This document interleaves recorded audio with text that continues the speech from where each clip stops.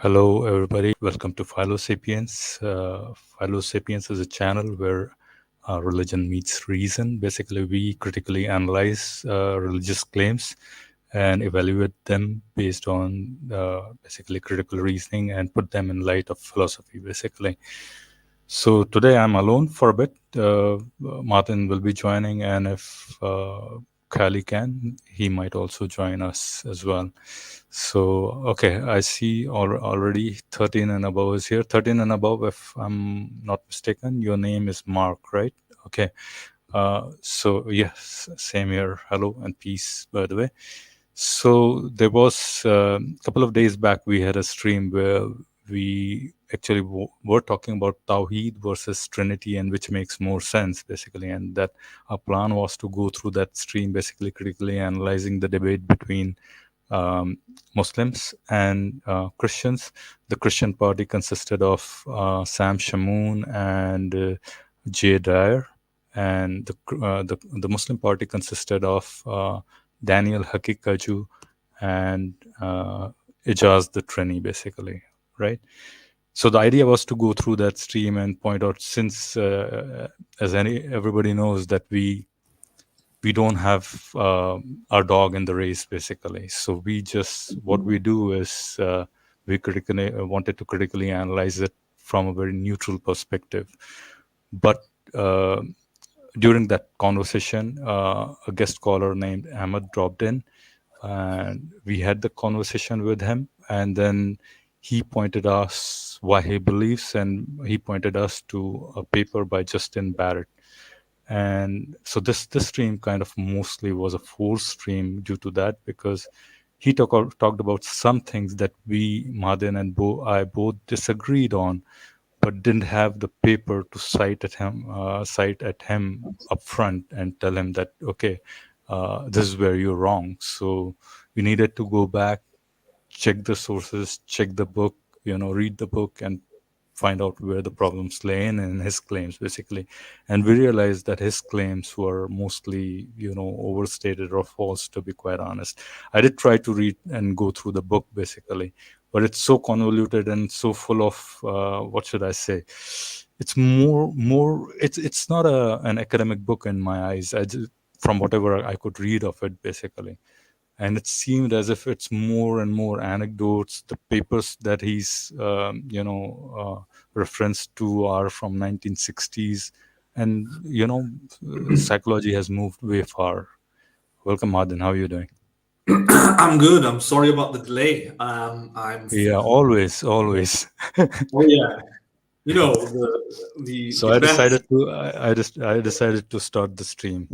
No, I that's absolutely fine. I'm just gonna say the best of people come late. All So, right. but Yeah. You I'm you pretty still have sure. one more hour, basically. You could have come 1 more hour later, basically. Yeah. Maybe. I'm pretty sure there's a hadith saying something like that. The best of people Uh, come late. I don't know. Oh, right. It's Sorry, not Mark. Freddie. My bad. Freddie. sorry. Welcome. 13 and above. I said 13 and above is his name was Mark, but he's Freddie, basically. Oh, I Okay. see. So he's writing in the comments, basically. He's already here. Oh, okay. All right. Uh, Let's dive into the nitty-gritties of this Okay, stream, so basically. before you proceed, from what I grasped and what I heard there, yeah, we did have a conversation with Ahmed. Um, we did invite Ahmed on as well.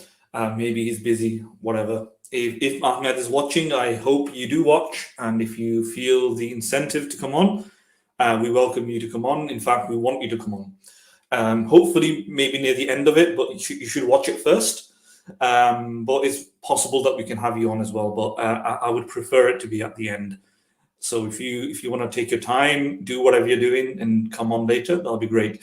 And the other thing that I want to say is that what Ahmed said. So our discussion was surrounding Justin Barrett's paper. What Ahmed sent as a book was more to do with Justin Barrett's case for innate belief in God, and they're two different things. So the paper initially that I was referencing and thinking about was a set of studies that he himself, alongside another co-author and another academic, conducted regarding this, right? Justin Barrett's book, on the other hand, Born Believers, or I forget the title. Philo, do you want to correct me there? Is it Born Believers? Yeah, born to be believers, Born basically. Believers, yeah. That book is more of a I wouldn't say even a academic study. It's more of a detailed presentation and case for a particular point of view that supports the theological notions that he possibly has in mind. And what he does is a survey of selected cases and studies going beyond his own study that he conducted in the maybe 2010s and 2012s or whatever it was. And he reviews these studies and he says that these studies suggest that there is an innate tendency or belief in to, a case to be made for an innate set of predispositions, feelings, instincts that helps you with religiosity or superstition, aka particularly a God type belief. And we're going to go into that soon. But so this book is slightly different from his study, and this one borderlines a bit more like um, A an collection argument. of studies, basically. It's a collection of studies and his opinion more so about. Exactly, it's an argument. It's an argument, right? Yeah. So it's a bit different than a scientific paper. It's not a Or scientific paper. before you move on, Madan, let me just correct myself as well. The title is Born Believers: The Science of Children's Religious Belief. Yeah, Right, so that's the whole title of the book, basically. But this is exactly not what we had asked Ahmed. We had asked him to present the paper where it exposes the study that he did, as you already said, right? yeah, Which is kind not of. we got from. Yeah. Which is fine because his point can still be made this way, because either way, Barrett here is making a more illustrious, more articulate, more eloquent, more detailed Case. Yeah. case. Right. Well, in the end, in effect, it might sustain and support Ahmed's conclusion, right? In principle. So he's going beyond Barrett's study. So initially, what I thought was he's talking about Justin Barrett's study, which I think was about two or three studies. But this is slightly different, but it can still sustain the same point. But the issue here was that the individual methodologies for because it's not a scientific paper, we don't see the data, the methodology, the analysis. We don't see that. But what you're going to quickly see is that we don't need to. We can take it at face value and still criticize it. So, and in principle, we can still follow the citations and references and find the individual papers. Unfortunately, neither of us, me and Philo, we did not have the time to do that. We have full-time jobs. Yeah. But we don't need to, and we don't want to bore the audience. Everything that we want to make as a case against Justin Barrett can be made without even going into the studies. Yeah. Okay. So, yeah. Yeah, I was just typing a few things in the chat. Basically, we have Freddie from our earlier streams, and we have Otangelo as well, Grasso from our. So I'll ask you guys to stay put, and once we open the stream for guest callers, maybe you can join and have a conversation. But before we probably for an hour or so, probably half an hour, if we can quickly finish, we'll just go through this study if we can, right? As much as we can, basically. All right. Madan, do you have any? What I'm thinking is, do you have any screenshots of the main points of that study? I don't. I don't have access to it right now. I've sent some of those screenshots to you. Um, what can we can do is pull the book out. If can you put the book up, the PDF, and we can just skip to the places where I think it was important. Right. What I Yeah. can do is I took a few screenshots of where I thought Mm. some points were being made. Basically, I mean, I wanted to understand his methodology, right? Basically, that's my main thing. Basically, if his Okay. methodology is good enough, then at least there is some semblance of truth in his study, right? At least it won't give a concrete proof, at least per se, but it'll at least give us a hint of his method, that at least the methodology is correct. And then we can still say that the conclusions might not be, correct, basically, but at least methodology is correct, right? So Mm. here's what 4 points he has given, right? Something like that, right? And it's page number 32 of his 233 page book, basically, right? And I tried to read 100 pages, by the way, just to be sure that I Okay. understand. And this is so kind of at the very onset, his methodology seems a little bit off to me, right? Agents can move them. So Can he's you talking about do the green children. highlights? Can you get rid of the green highlights, please? Because it's No, I put them green highlights to the point where I wanted people to read that thing. Maybe I okay. can reduce the intensity No, of it. I'll tell you why. Because the green is blinding. It's a bit difficult to read the text. If you want to reduce the brightness. Opacity, no. Okay, green. Okay, I'll reduce it. Can you Yeah, read there it you go. now? That's legible. Yeah, now it's legible. Okay. Yeah, So he's talking about uh, understanding in kids, basically, of agency, right? And yeah. he says that agency, how we understand, tries to define the agency, basically, right? So agents can move themselves and other things. So this is an observational kind of a learning, basically, in a sense, right? So agents can move themselves and other things. Agents act to attain goals, right? Agents need to not resemble humans. Agents need not be visible, right? Now, per- I mean, this prima facie, it looks good to everybody, right? I have a slight problem with point number two here. Agents act to attain goals. I mean, prima facie, it seems like that it's true, but not necessarily, right? So maybe he's talking as a very broad term. In that case, probably his point number two is justified. But I would contest that this is something, I mean, you can see a dog just moving around arbitrarily. It doesn't have a goal. An agent without any goal per se. Humans, you can see those humans as well without acting without trying to attain any goals, basically. So this is a minor objection to his methodology in trying to get to agency, basically. That's my point, right? So this is the first point that I wanted to make here, right? Madan, you with me so far, right? Yeah, yeah, Any yeah. point you, yeah, any if No, no. So I just want to elaborate that he kind of derives this from a number of studies that have been conducted in the past. So these conclusions, and they are conceptual. They're conceptual in nature, in the sense that they're interpretations of the study, right? And I'm sure there's some data to support Yeah, some of I this. didn't see a reference to that. That's why I was like a little bit frustrated reading this book. Basically, I mean, I found a handful few references in the whole book, pretty much. Up to wherever I could read, basically, right? I didn't. I mean, I ran out of patience reading this book. To be honest, that doesn't happen with me too often, by the way. So yeah, I mean, I tried to find the references, but I didn't find them where I really looked for them, basically. Yeah. So that's Okay. that's one of the problems I had, and then I just ran out of Well, patience. all right. Well, there is a chapter where he discusses some of the studies. So Do shall you we want to open? finish? No, Shall we no. just directly open that? Do you want to finish off your highlighted points first? You want to just go through them? No, I think if there's more meat there, then I think this is taken from chapter one and two, basically. From Okay. yeah, Okay.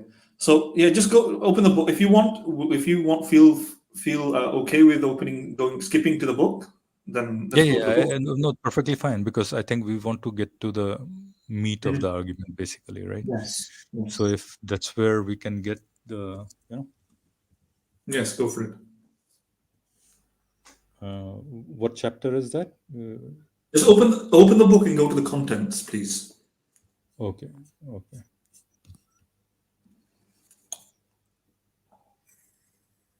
All right, just give me 1 minute. All right, I'm just adding it to the Okay. stream.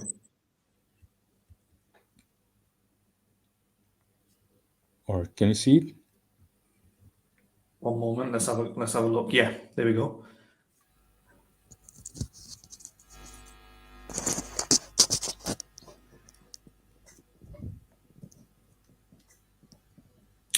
So,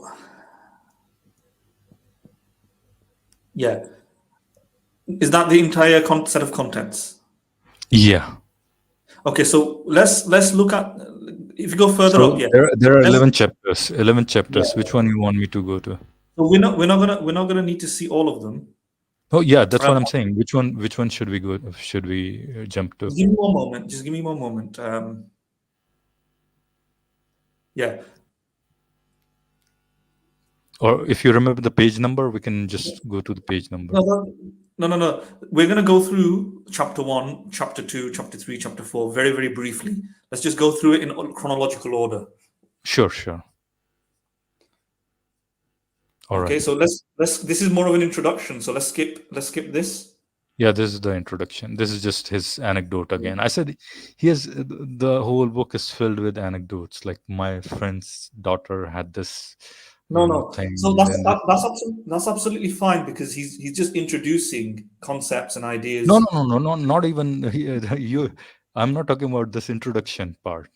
I'm Mm. talking about even as far as like chapter 3, chapter 4. There are like anecdotes after anecdotes, basically, pretty much. You know. So anyway, Okay, so so this is let's chapter let's one. This is chapter one. let, yeah.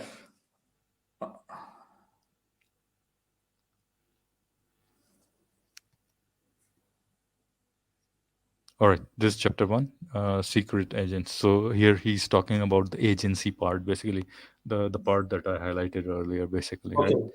so slowly, just slowly go down for me, please. Yeah,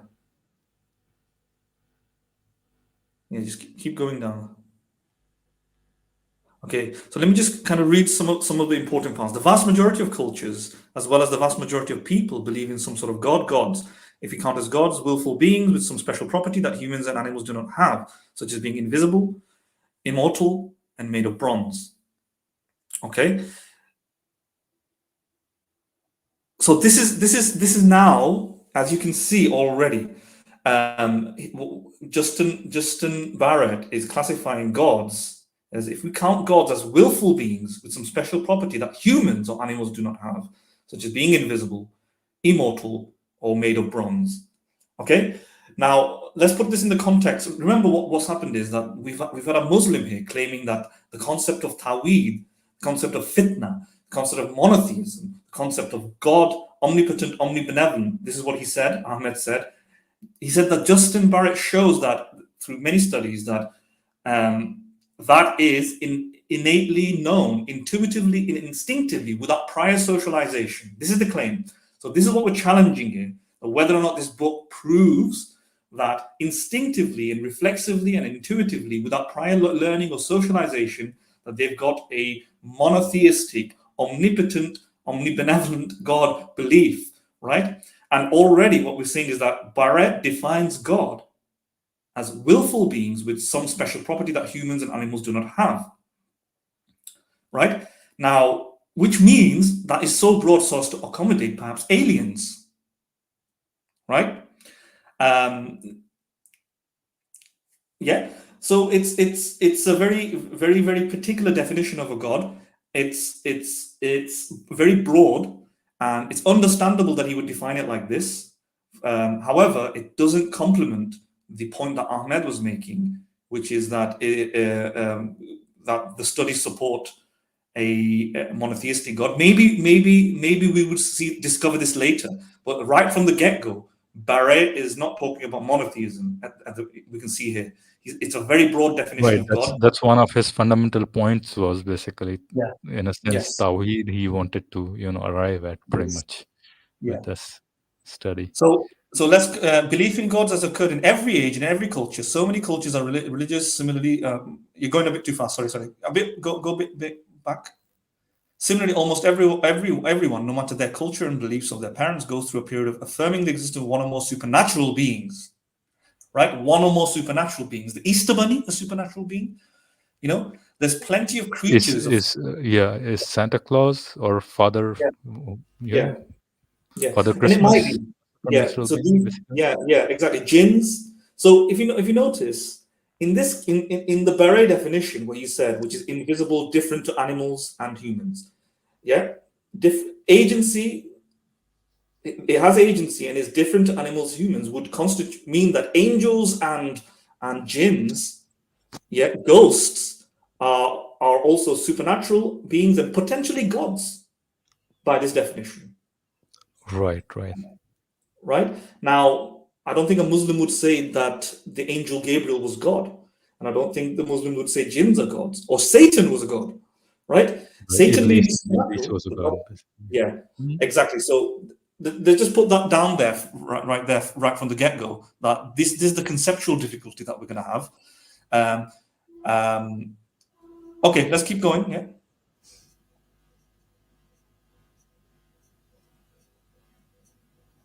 Shall I scroll a little faster?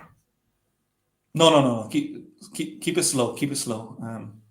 Keep it Tell me slow. what is fine, because Go up. Keep go. No. Go back to the last page. Let's just look at that particular paragraph. Yeah. So some ways of thinking are automatic to us. In fact, almost impossible for us to imagine a person growing up and not learning certain abilities. The word we use is for this is natural. This is very important because he's what he means by natural, as we will later know, is not something that is hardwired or innate. In like the color of your eye, like a birthmark. It's not like that. What he means by natural, what we're going to see later, is what the in fact here the philosopher. Look, I'll read it out. Philosopher Robert McCauley calls this kind of naturalness naturalness to emphasize that it comes about as a normal part of growing up and maturing.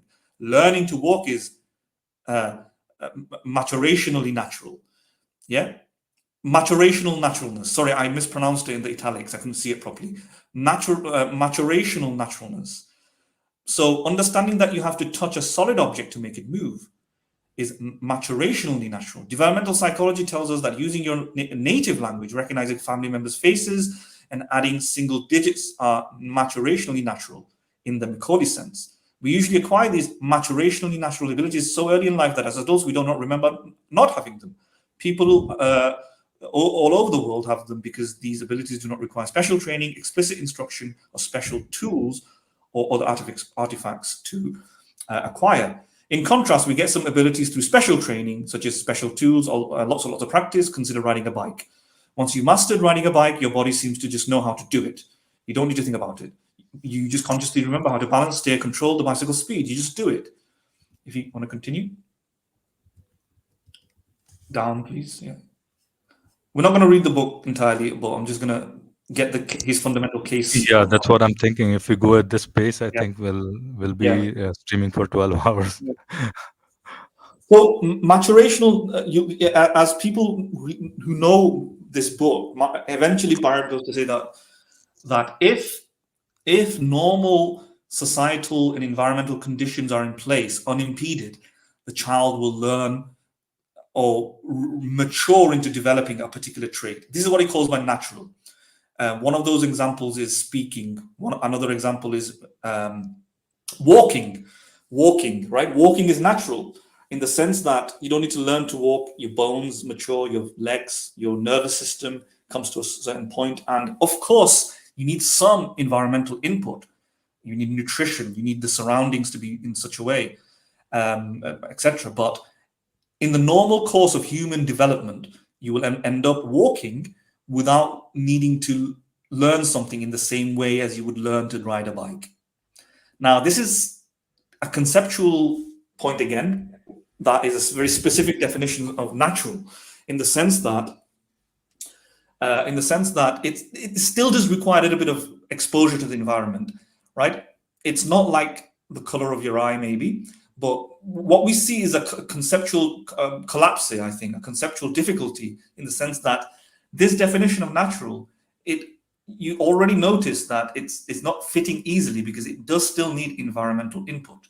And the reason for that, I would object, is because nothing is totally natural and it's conceptually unclear, the boundaries, simply because everything is an interaction between your genetics, your DNA, and your environment, even technically the color of your eye, right? The color of your eye at what point is it just natural, right? Your genes are going to code and create the molecules and the proteins necessary for the eye, but you do need environmental feedbacks and feedback Yeah, loops. and that environmental feedback comes Yeah, from the womb of your mother, basically. You can say that's the environment, exactly. basically, right? So And this kind of local natural local versus, environment in a yeah, sense, this kind of and that's the maturational naturalness that he's talking about, basically. possibly, yeah. So this sort of natural versus non-natural sort of dichotomy isn't very clear in and of itself because it's not hard binary. It's a combination of both. But we understand what he means there. He's trying to distinguish it from stuff like flying a plane, learning the saxophone, or even learning a specific language like French, which requires environmental input of a very special kind. And then you have stuff like eye color, and then you have stuff like walking, which still requires some form of environmental input, but is distinguishable from those things. Requires special input, right? So this is a very specific definition of natural. But let's keep going. Yeah, keep going down. Let's go to the next.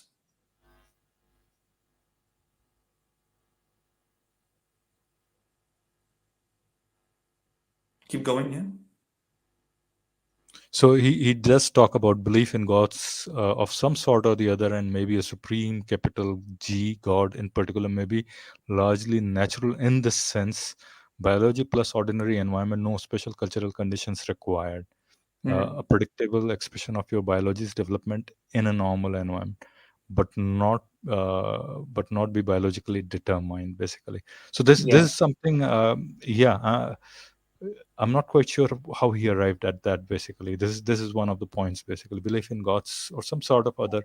So he's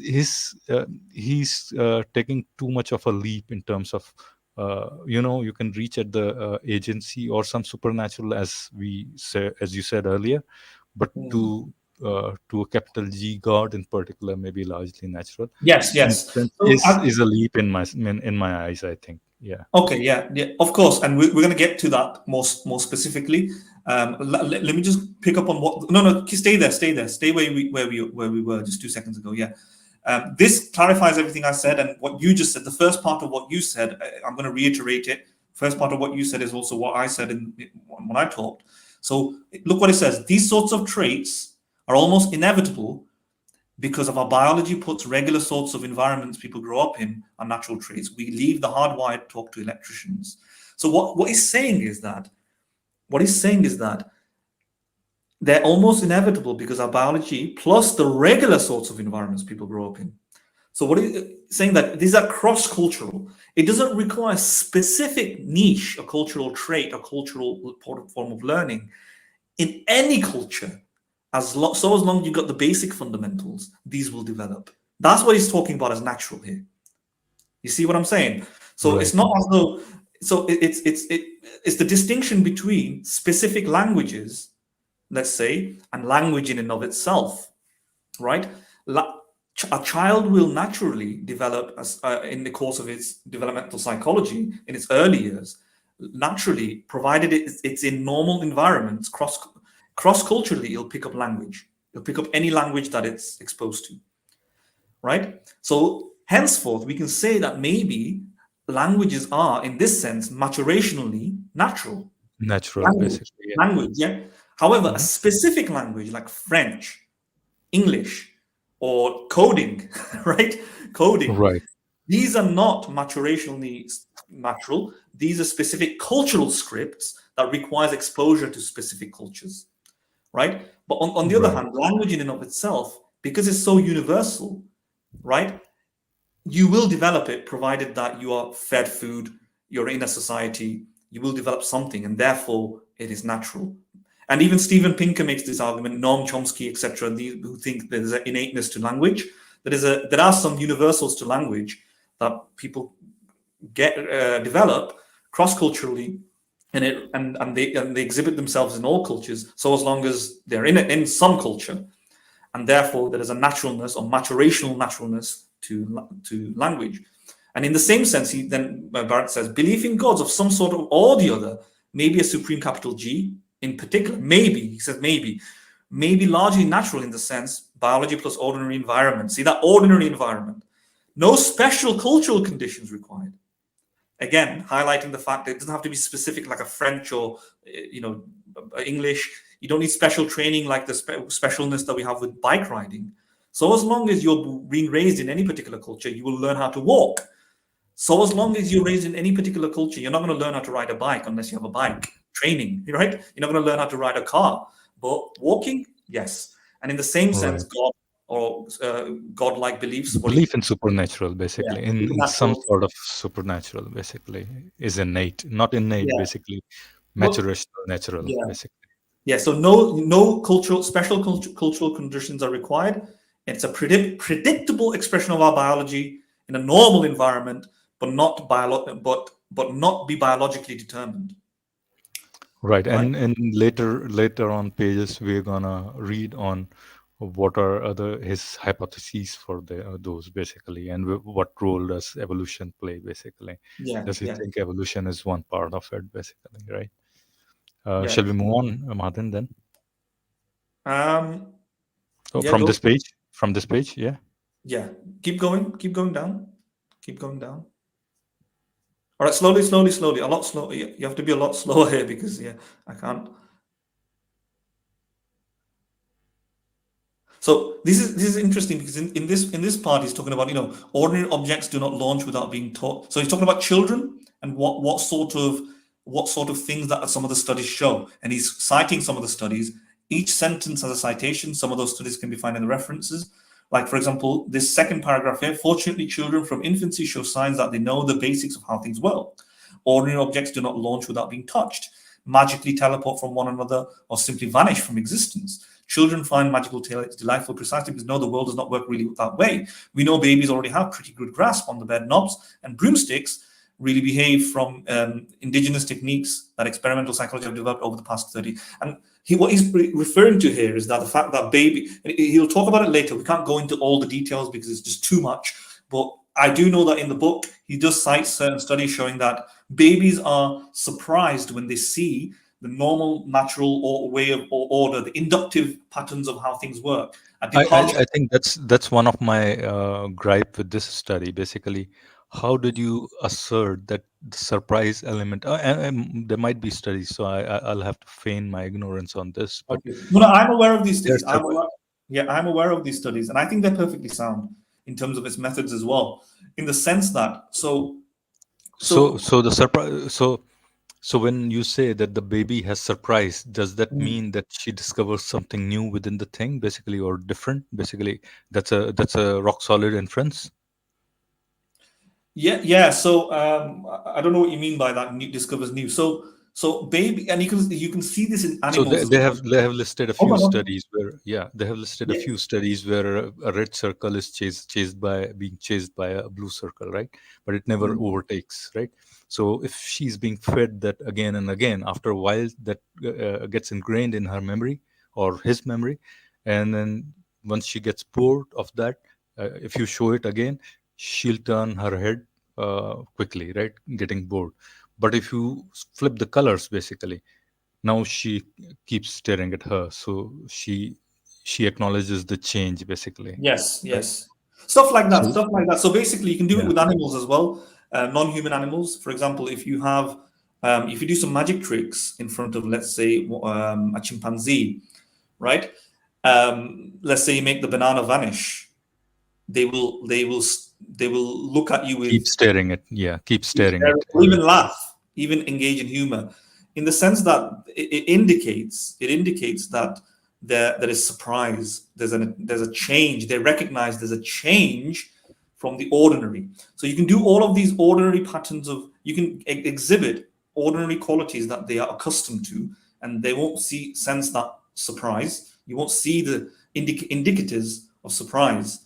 Whereas if you now suddenly change something in the ordinary course of natural events, so if you suspend, let's say, a banana in midair, something that just doesn't happen, like bananas usually fall and drop to the floor, but it's suspended in midair. Now they're suddenly shocked, right? And I think that is, you know, That is the fundamental, yeah, point of the study, basically. Okay, yeah, right, stuff right. like that, stuff like that. That's the methodology. right? Obviously, a baby can't express it verbally, right? But it indicates that this for the baby is a point of interest. This for the non-human animal is a point of interest and shock, and the same sort of regions of the brain of surprise and awe gets excited. In which case, it does. It's you'll never in psychology have this kind of firm inference, firm finding, empirical finding. You can't, because we're inferring somebody's personality. It's an inference. That's why it's called an inference. You're making an inference simply because we can't directly Yeah, know what's you're like. reading somebody's state of mind, Yeah, basically. but I So, think it's good enough to indicate that there is an element of normality that they usually feel unsurprised by, and there's an element of non-normality which they feel surprised by, indicating that they recognize patterns of nature, and they recognize departures from those patterns. That's enough, and I think it's good enough to make that sort of inference, okay, all right, right? all right, Yeah. all right. So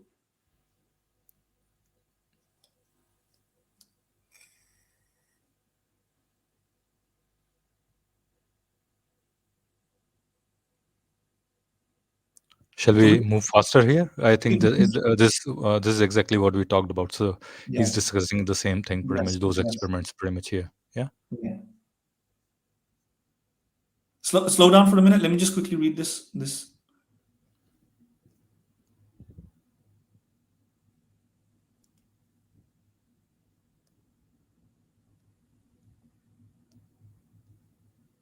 So again, this part talks about that, you know,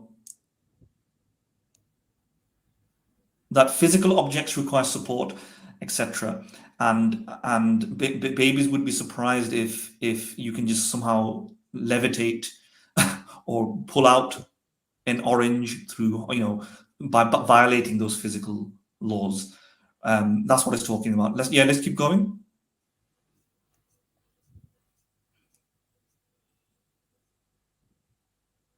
So here and here he shows that again. So he is talking about studies here. He's references the studies again. He doesn't expose it for methodological critique because the critiques are going to be found in the literature. This is not a literature review. It's more of an argument. But he says, you know, the difference between inanimate objects being called agents is a critical one for children to master, and the failure to do so, such as the failure to know the difference between a boulder and a bear, can be life-threatening. By agents, I mean to include people and any other beings we understand not merely reacting to the environment, but intentionally acting on it. So intentionality, purpose-driven behavior. Apparently, the studies suggest that we can make an inference that they understand the difference between inanimate objects that don't have agency and people who have agency, right?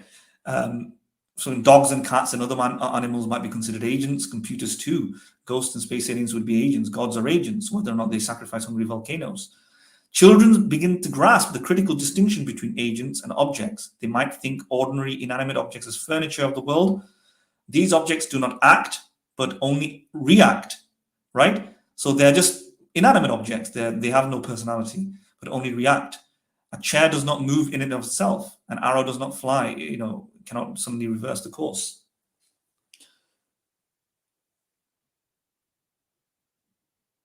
So keep going down. We don't need to read this part, I think.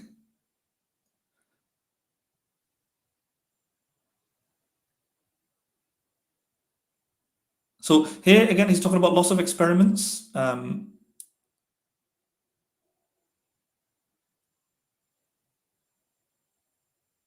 Slowly.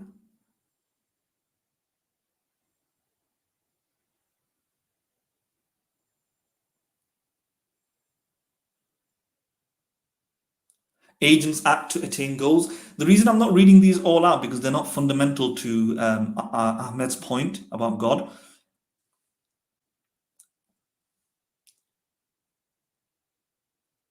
Just slow down here. Just stop here for a minute.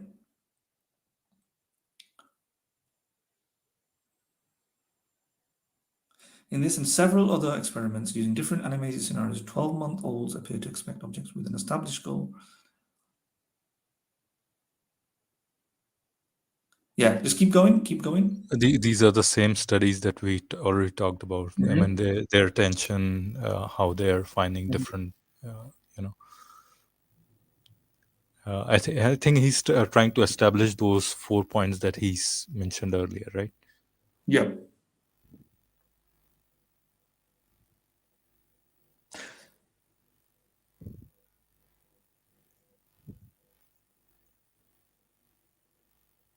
Shall we move faster? Yeah, go for it.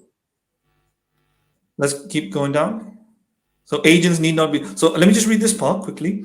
As all parents know, babies quickly learn and call and cry for them to come. That is, babies eventually understand that even when parents are not visible, they act to function properly in social groups, survive the threat of predators, to capture prey. Must be able to think about agents we cannot even see. Tracks, traces, noises, or even inexplicable silence need to be useful cues. We need to be able to use this information usefully, for instance, and realize that the sight of the lion's prints. Okay. Fortunately, we naturally develop the ability to think about unseen agents. Okay. Keep going.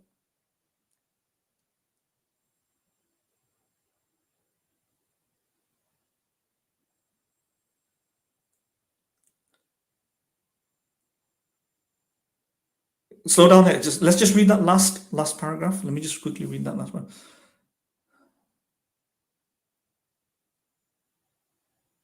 So, to summarize the research presented so far, we have good reason to think that in the first year of life, babies already have handle on the basic properties of physical objects and understand that agents can break these rules. Specifically, agents can move themselves and other things act to attain goals instead of just moving arbitrarily. It need not resemble humans and need not visible for children to think about them and attribute actions to them. These achievements are building blocks for thinking about humans and animals, but also about gods. Gods are agents and are often unseen and not resembling humans, but acting nonetheless. But having the timber for thinking about gods and any inclination to do so are different things. In the next two chapters, I would say much more about children's natural inclinations, about God, but I'll lay some groundwork in the remainder of this chapter by trying to convince you that we are not capable of thinking about gods from the early, not just capable of thinking about gods from the early days of life, but we have the natural propensity to eagerly look for agents in the world and around us.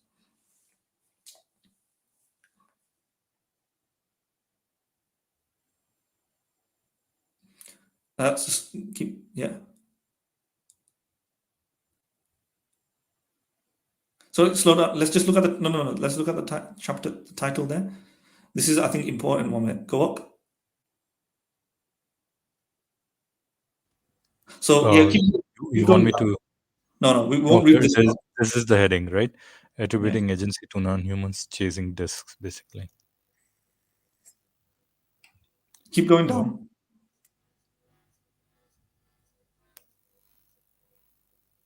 Keep going down. Let's now see if we start talking about the supernatural eventually. Okay, spotting spirits. Let's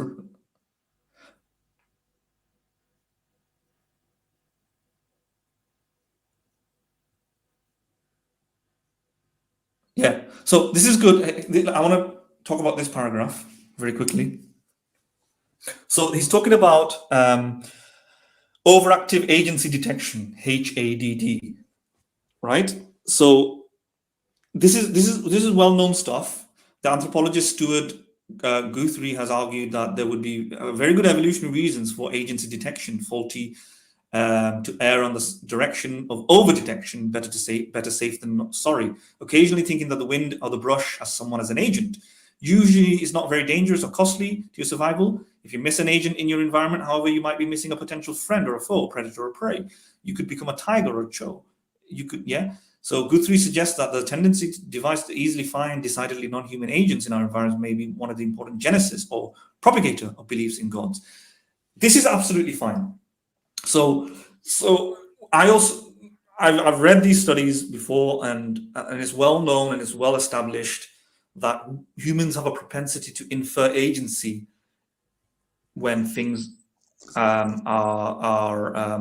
so that if there's like a creek in the forest, we may think it's a I bear. think I think that's an evolutionary relic. If we jump ahead a little bit, basically, in a Yeah, sense, yeah, yeah. So because it helped us survive in the forest, in the thick of things, where there were predators everywhere. Pretty much, everybody was yes, after you because of the lack of limited resources. Basically, I mean, not lack of limited resources, but the lack of resources. Pretty much.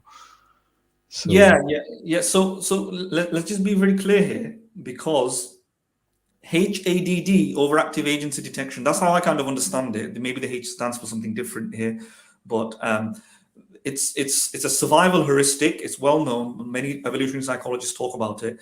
It's not a instinct towards a god. Yeah, it's an instinct It towards means personality, agency. agency detection, Yeah. something that can move. Pretty much. That's about it. That's all it talks about. It pretty much. No, no, it's not It's something. Not just something that. hypersensitive agency detection device. Yeah, it's not something. Not merely something that can move. Yeah, And I mean I mean it could be non-physical as well. That's what I'm saying. Basically, it can be physical as well as some agency, some mind, whatever you can call yes, it. there we Pretty go. much. Those are the things. Yeah, It's physical, non-physical may not come down. You may not come down to it, but the point is that we assume that there's a mind, an animal, or something like that, right? A right, person, personhood behind as the cause of the sound, or as the cause of the change in the environment, as the cause of the if you're sleeping, for example, and you hear a creak, you think maybe somebody's walking. You think that before you think it's something else, and we are predisposed to think these things first. But why? So evolutionary psychologists and so on gathered from these studies that look, we have our inclinations goes towards agency, desires, motivations, a person. Why is that? And the hypothesis is, and that it was, as you said, and as the book says here, that it increases our survival prospects. To think yeah. that I it, mean, a prime example of that is if you're say if you live in like desert Arabia of 7th century or something like that, yeah, wind blows and your door opens, it creaks like somebody has entered in, even though it's been opened by wind or something. Your yeah. first instinct is to think somebody has just entered, and that's I mean, I probably am going too far into it, but that's where No, the that's right. concept of That's right. ghost comes in. Basically, okay, somebody opened it. Yeah, It's not wind, but it's ghost probably. yeah. And it might, That's how. Yeah, yeah. And in terms of game theory, many evolutionary psychologists and mathematicians and data scientists have shown that it mathematically works out that it's better to have many false negatives. faulty Yeah. beliefs rather than Yes, because in primal conditions where survival was very difficult, even if you get sorry, do we have a comment here?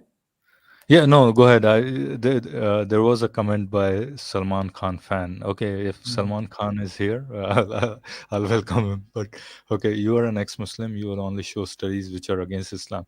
So, Salman Khan fan, I wanted to tell you that this is a study that supports theism, basically, right? All sorts of theism.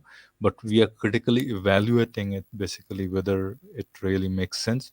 And there was a guest earlier on our stream, our last stream, Tawhid versus Trinity, in which he made some claims, and we want to analyze those claims on the basis of that book that he used, that Yeah, yeah, he's taken his claims from. So that's the only thing we're trying to yeah. do over here. So what Barrett's doing is that since we have an instinct towards agency, seeking agency in the midst of nature, these are the building blocks to having a belief in God. Because if we have an instinct towards agency, seeing agents and stuff in places, right? That gives us the fundamental building blocks for the overlying or the overarching Yeah. eventual belief that you may have in a God. Because if you have so if you have these primitive tendencies, then do we not do? Isn't this more conducive towards making it more likely that we're going to have beliefs in God as being I more mean, attractive? yeah, it Right? tips you towards that belief in, a Yeah, supernatural being like God, yeah, pretty much. yeah.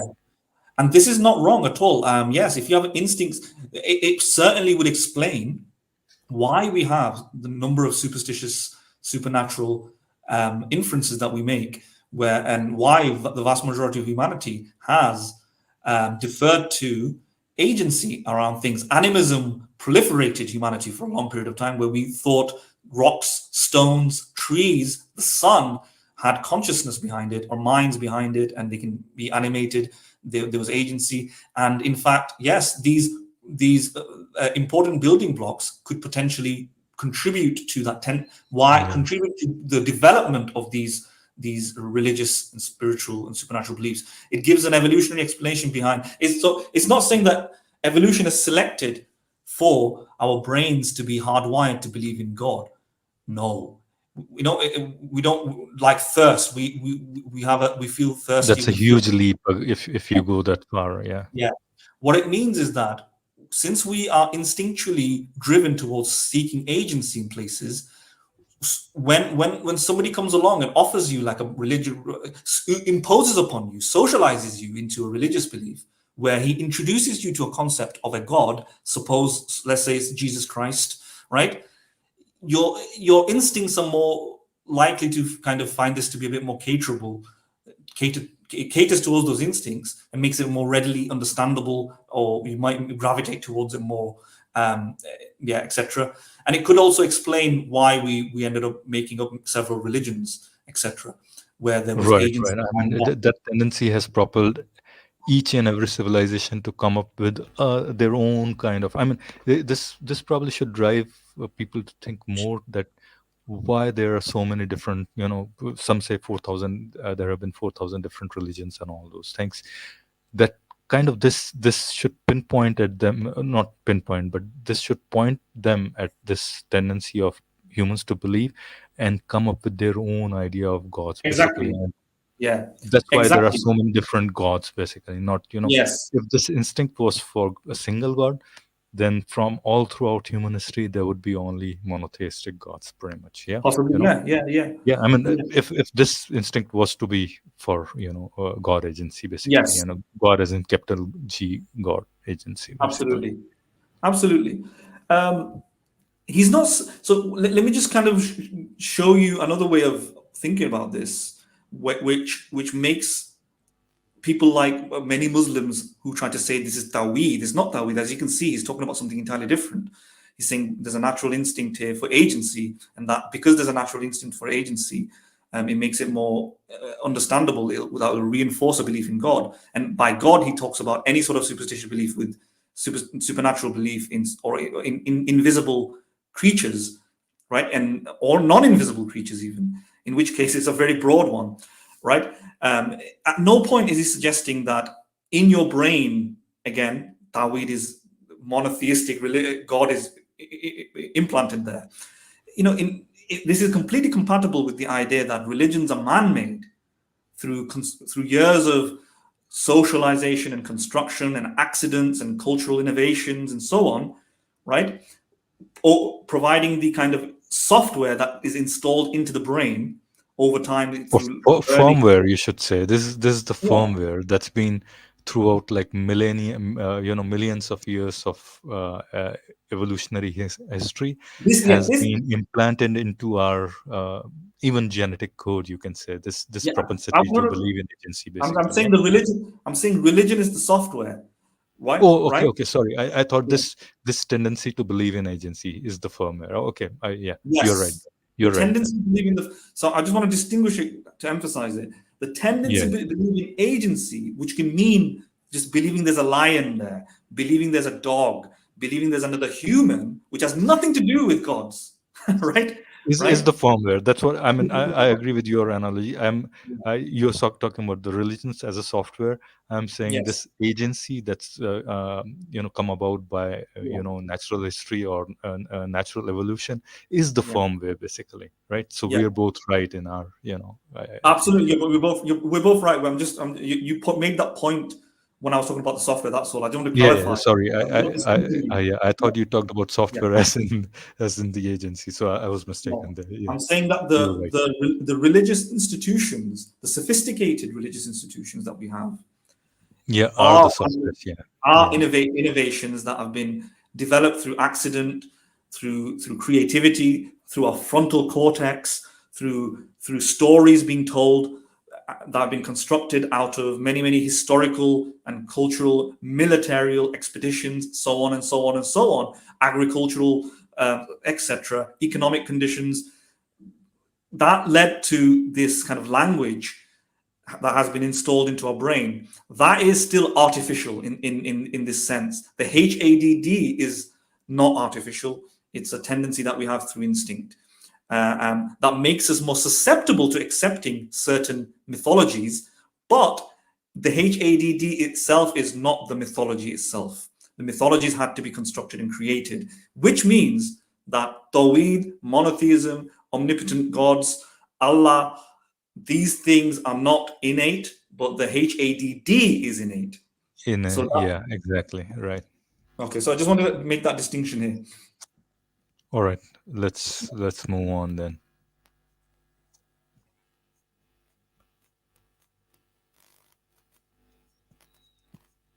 All right. Chapter number 2. Now we are at.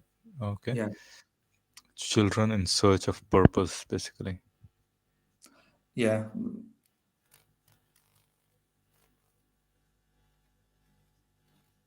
So But basically, what this are you able to read it, yeah, or I am can I read it. going too fast?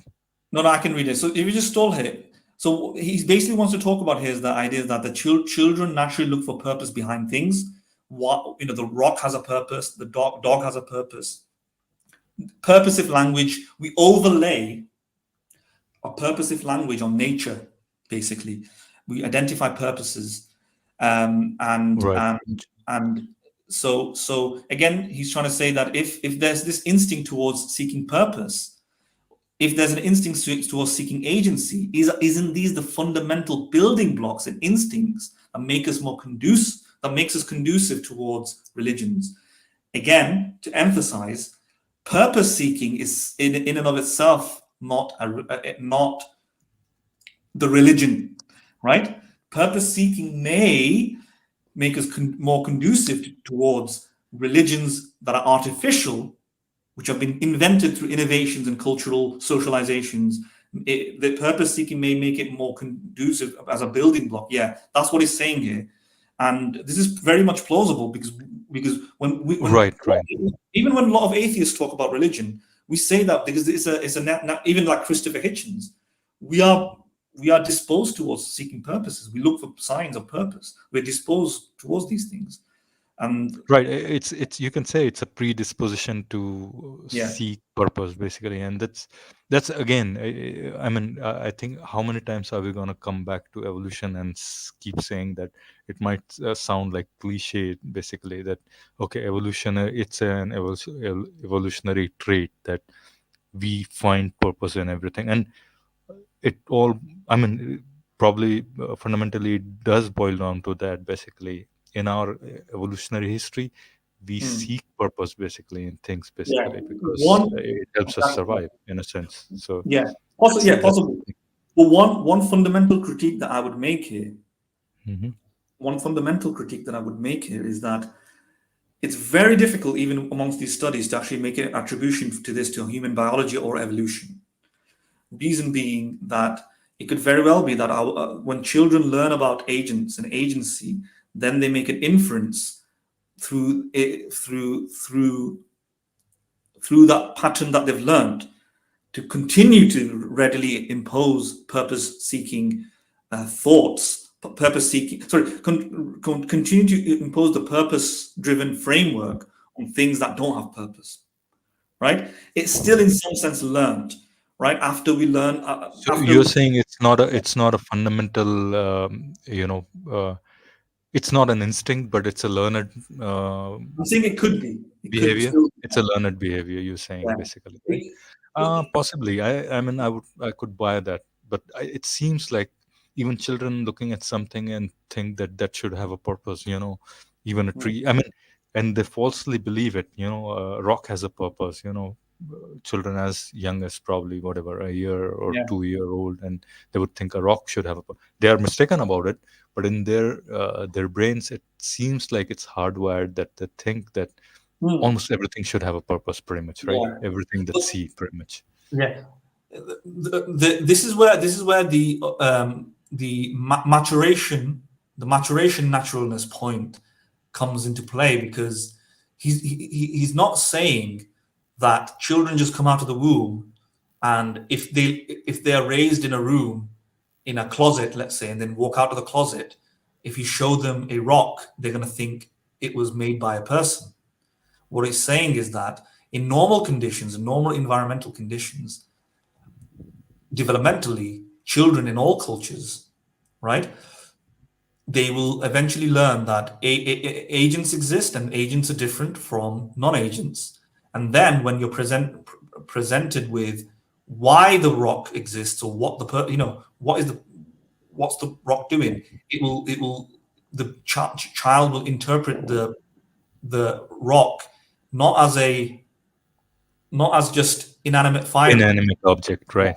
Yeah, It will know it's inanimate. It will know it's inanimate, but it will think that there's a purpose behind that inanimate nature. yeah, In other right. words, this is going towards design, a designer, creator, manufacturer, etc.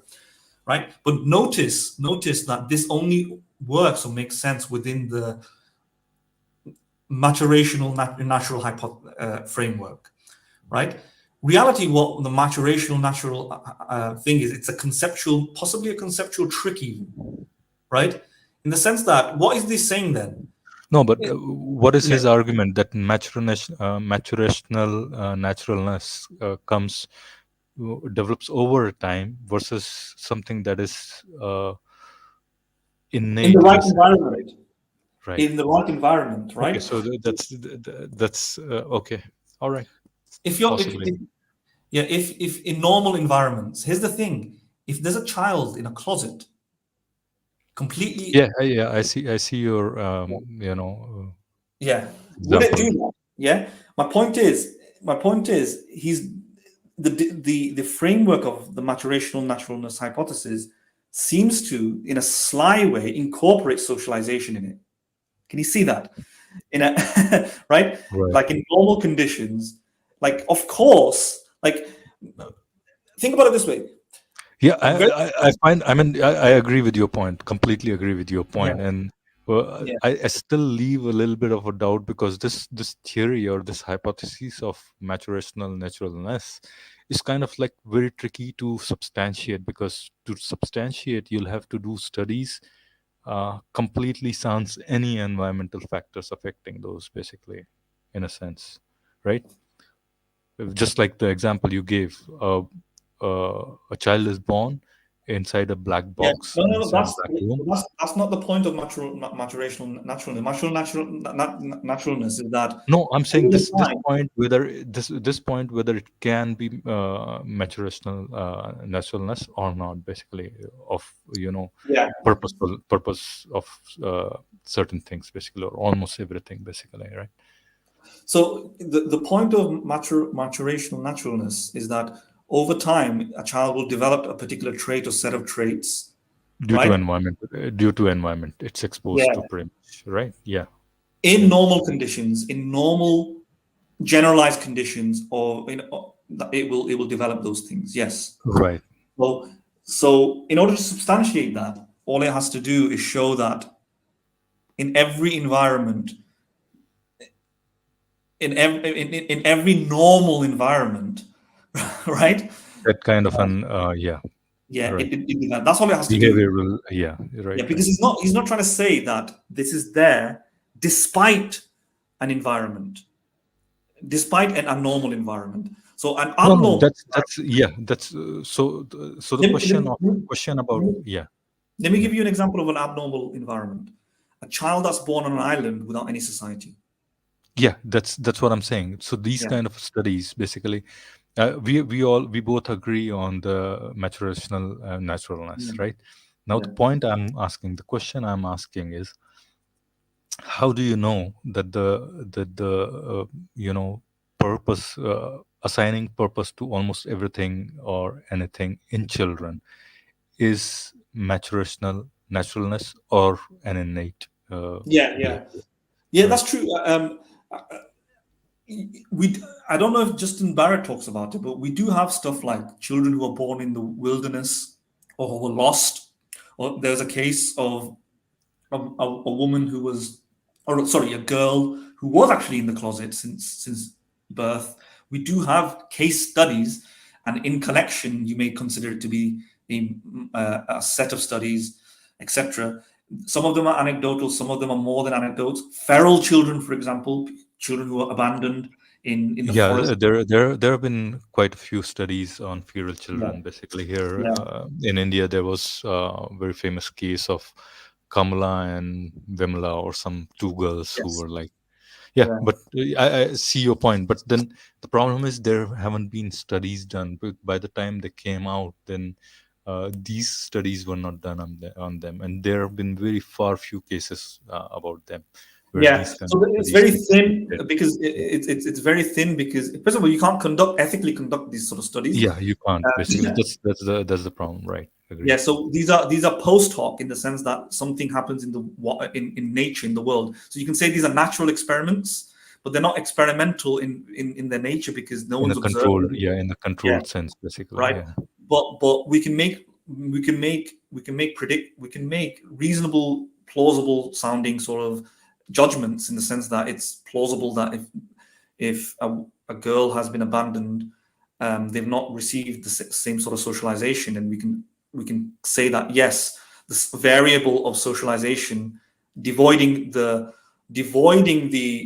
child from any socialization, has been met through this natural, aka experiment. But they're very difficult because they're a dime a dozen. They're very difficult because they're based on very, very entangled short stories. The observers would there's discrepancies in the record, and furthermore, we don't definitively know the amount of socialization some of these children were exposed to prior to being abandoned.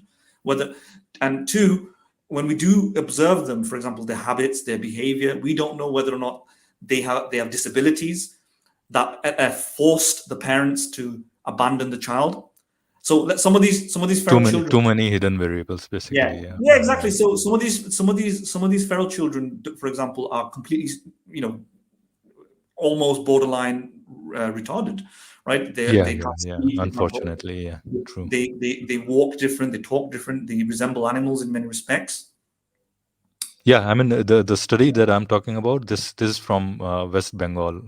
These two girls Yeah, were from West yeah. Bengal, right? And You're sometimes their brains right, are not as and developed. they thought they were like they thought they were wolves, basically. Yeah, Anyway, exactly. I think we are digressing, probably. Yeah, let's get back to. Yeah, but just want to point out that any deficiencies in their brain could be attributed to maybe innate disabilities. It could also be attributed to diet. It could also be attributed to many things. But Yeah, quite yeah, possibly. Yeah. yeah. Mhm. So, but it does give us an indication that children in these kind of adverse environments, they kind of learn an entirely different sort of language, the language of animals maybe and behavior, and it does question, raise awareness and raise speculation, even justified speculation that look, humans don't develop human-like behaviors when they're away from society. We're not innately, some certain things are just not innately just there. For example, even walking upright, because some of these children were crawling, were moving on four legs because they were Yeah, emulating and copying. that's Yeah, yeah, yeah. So that does, it does show that certain things might not just be there yeah. from birth. You have to learn it, but those studies, your point is that these incidents should help us know what is it can be attributed to maturational development and what can be attributed to innate um, innate innate. And behavior. maybe looking at them and making the contrast helps us know that, okay, when the right normal, aka normal conditions are in play, language develops, walking develops, eating develops, etc. Speaking develops, but devoid of those things don't develop, Right, right? right. So, do you want to go down a Yeah, bit? yeah. I agree. I agree. I mean, those kind of studies are really hard, as you said, Yeah, ethically first of all, basically, right? yeah, And anyways, shall we move on from here then? yeah. Just keep going Martin, down. Yeah. sure. What I'm thinking is, right now we are on what page number? We're going to be done with this eventually. Don't worry. Yeah. Yeah, no, I'm thinking that we don't want to run for 4 hours, right? Yeah. I think we should target 2 hours, right, at Right. max. Shall I go down? Keep going Keep down. going down. Just slowly. Just keep going down, but slowly. Yeah. All right. So this is important. So teleological answers again, making inferences to design. Why did the monkey exist? Why did the first ever bird exist? To make nice music. So why did the first monkey exist? So that we have somebody to climb trees, so that there can be animals in the So jungle. he's still talking about the purpose, basically, right? I Yeah, mean, yeah, everything has a purpose, and that's what he's trying to illustrate with these examples, pretty much. yeah. But again, if you notice that these are not necessarily things that you just come out of the womb and you look at a monkey and you go, oh, you have to learn Yeah, I certain. mean, I think so far what we're seeing is this hypothesis of maturational natural Exactly, naturalism exactly. Which universally applied, pretty much. Yeah, So which far. which which in a kind of way again incorporates socialization into it. So you need to be socialized to know that about certain things, and then you're going to make that inference that monkeys have a purpose simply because you've learned already in your developmental years things have purposes, and you might be disposed towards learning these things, but it's not the same thing as just being firmly implanted there into your brain, right? Um, but you have to learn it. There's some learning involved. I mean, it's a genetic what do you call lock that you have to unlock with the environmental key, pretty much, Exactly. right? So you And can this is say why, that. yeah, this is why the nature and nurture distinction collapses at some point in the middle, because there has to be some interaction. Right, right. So let's keep going down. We're going to be done with this soon. Don't worry about it.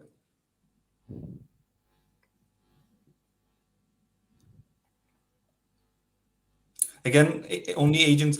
Look, now we don't have all the methodologies for these studies here. You'll have to look at the citations, and I'm pretty sure many of these studies have flaws.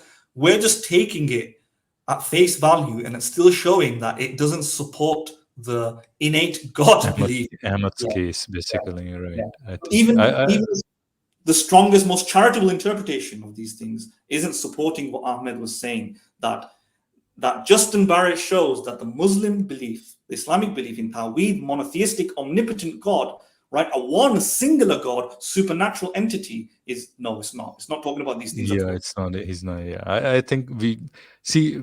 Had we had that study, I think that should have been much easier to refute his case, pretty much, right? Yeah, And this book, I mean, I think we should have probably maybe next time what we'll do is find that study, and maybe it's gonna be much easier to just go through that, methodology and see what his conclusions yeah, are, right?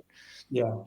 But what we're doing here is even more justice to these guys. More, yeah, going We're going deeper, for a but number of them, and we've been huh? charitable about it. Right? Right, right. Keep going, yeah.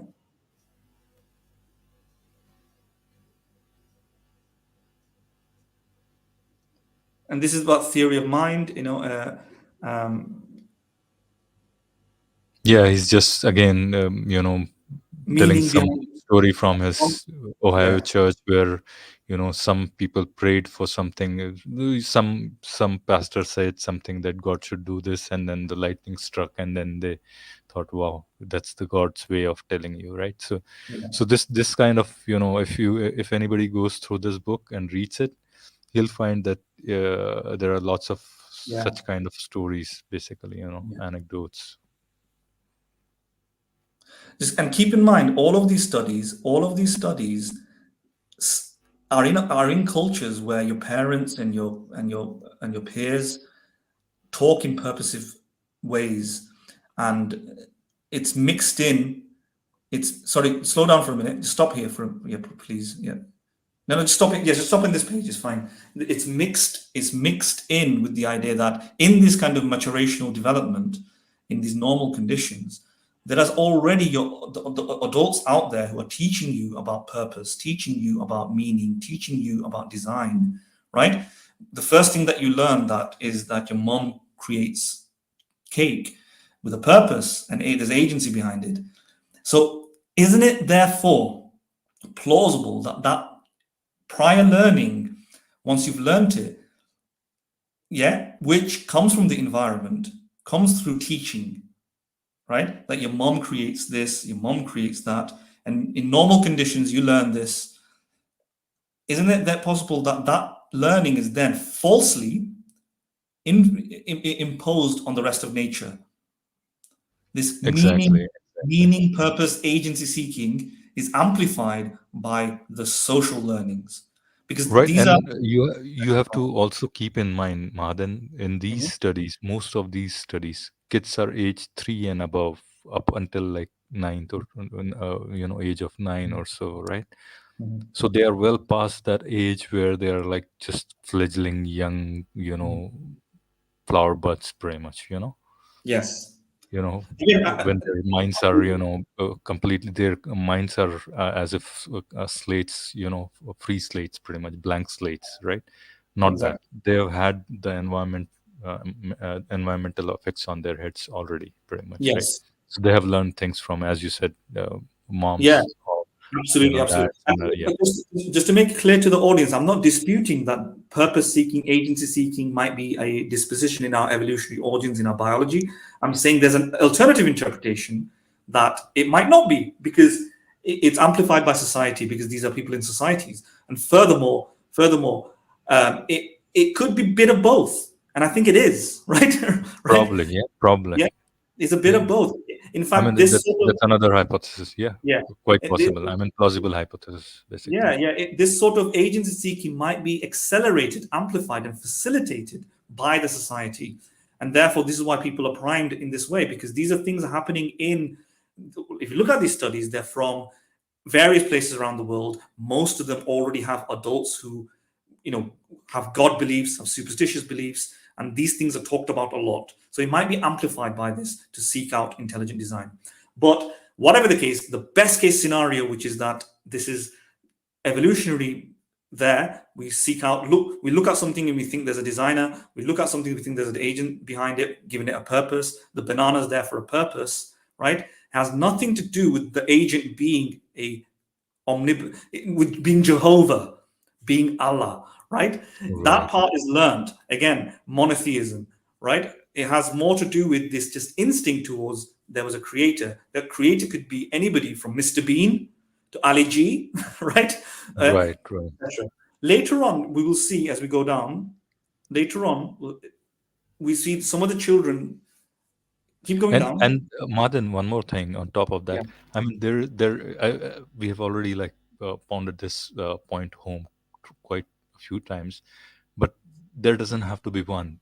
Kids always have, a bad guy, a bad spirit, a good spirit, those kind Yeah. of, supernatural ideas, pretty much, right? Mhm. And not Mhm. just one of them, multiple of them. Even if you read these studies, those kids who have been talking to have had friends, unseen friends, in non-existent friends, not just one, multiple of them, multiplicity of them, pretty much, right? I mean, this is the kind of thing that you're talking about. They always don't have like just one supreme whatever. They have Yeah. multiple of them, pretty much. Yes, yes. In fact, Justin Barrett gives us. I can't find it now in the book, but he gives us talks about one study where it shows that the vast majority of children growing up have imaginary friends. Exactly, yeah, that's I yeah, I read it somewhere as well, and that's Yeah, why I mentioned pretty much, yeah. yeah. So the imaginary friend, as you said, could be anything. Superman, Batman, just a super powerful being with attributes. Again, this is not the imaginary friend. Isn't God, right? The imaginary friend are just creatures like the Easter Bunny or your friend Charles. You might have an imaginary brother, right? He was trying to show that children have a tendency for this sort of creativity, right? Right. Right.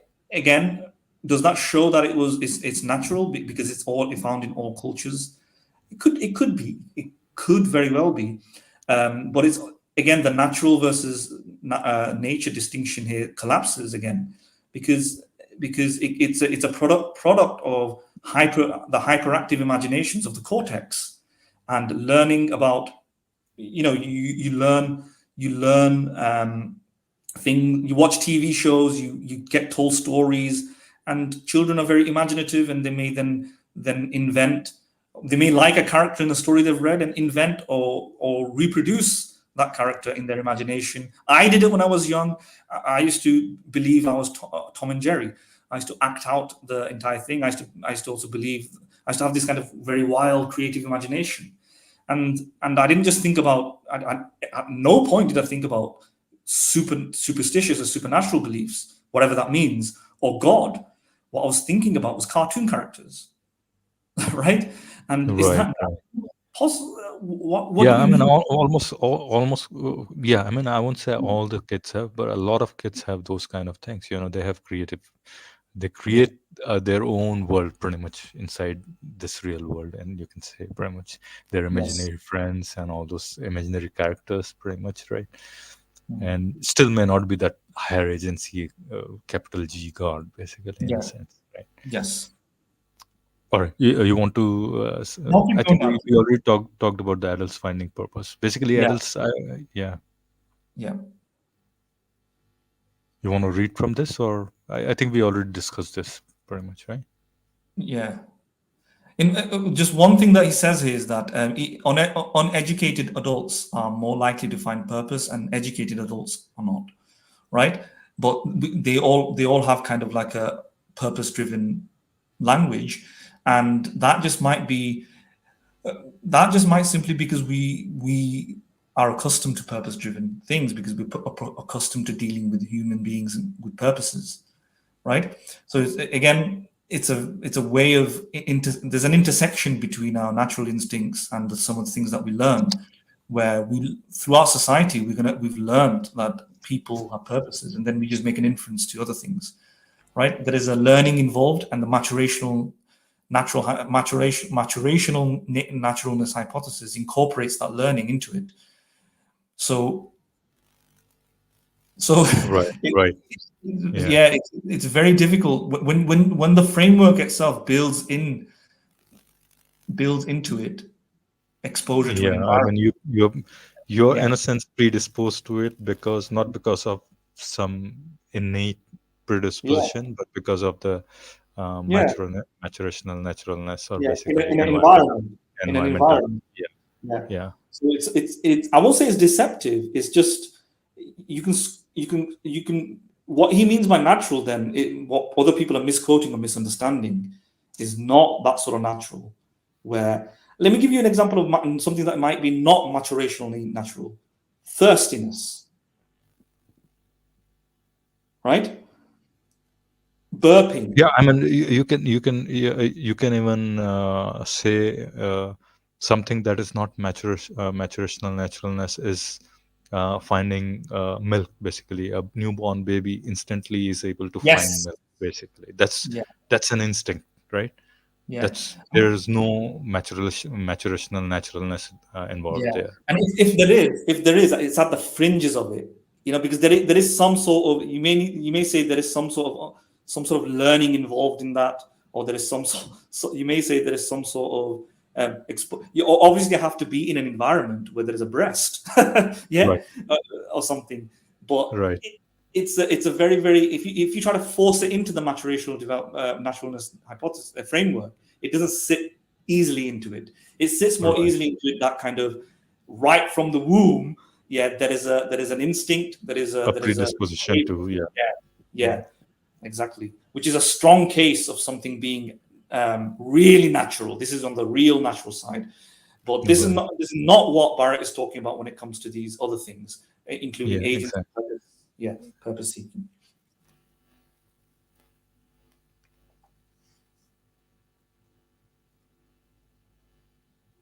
Yeah, let's keep All going. right. Yeah, keep We're going. nearly done. We're going to be nearly done soon.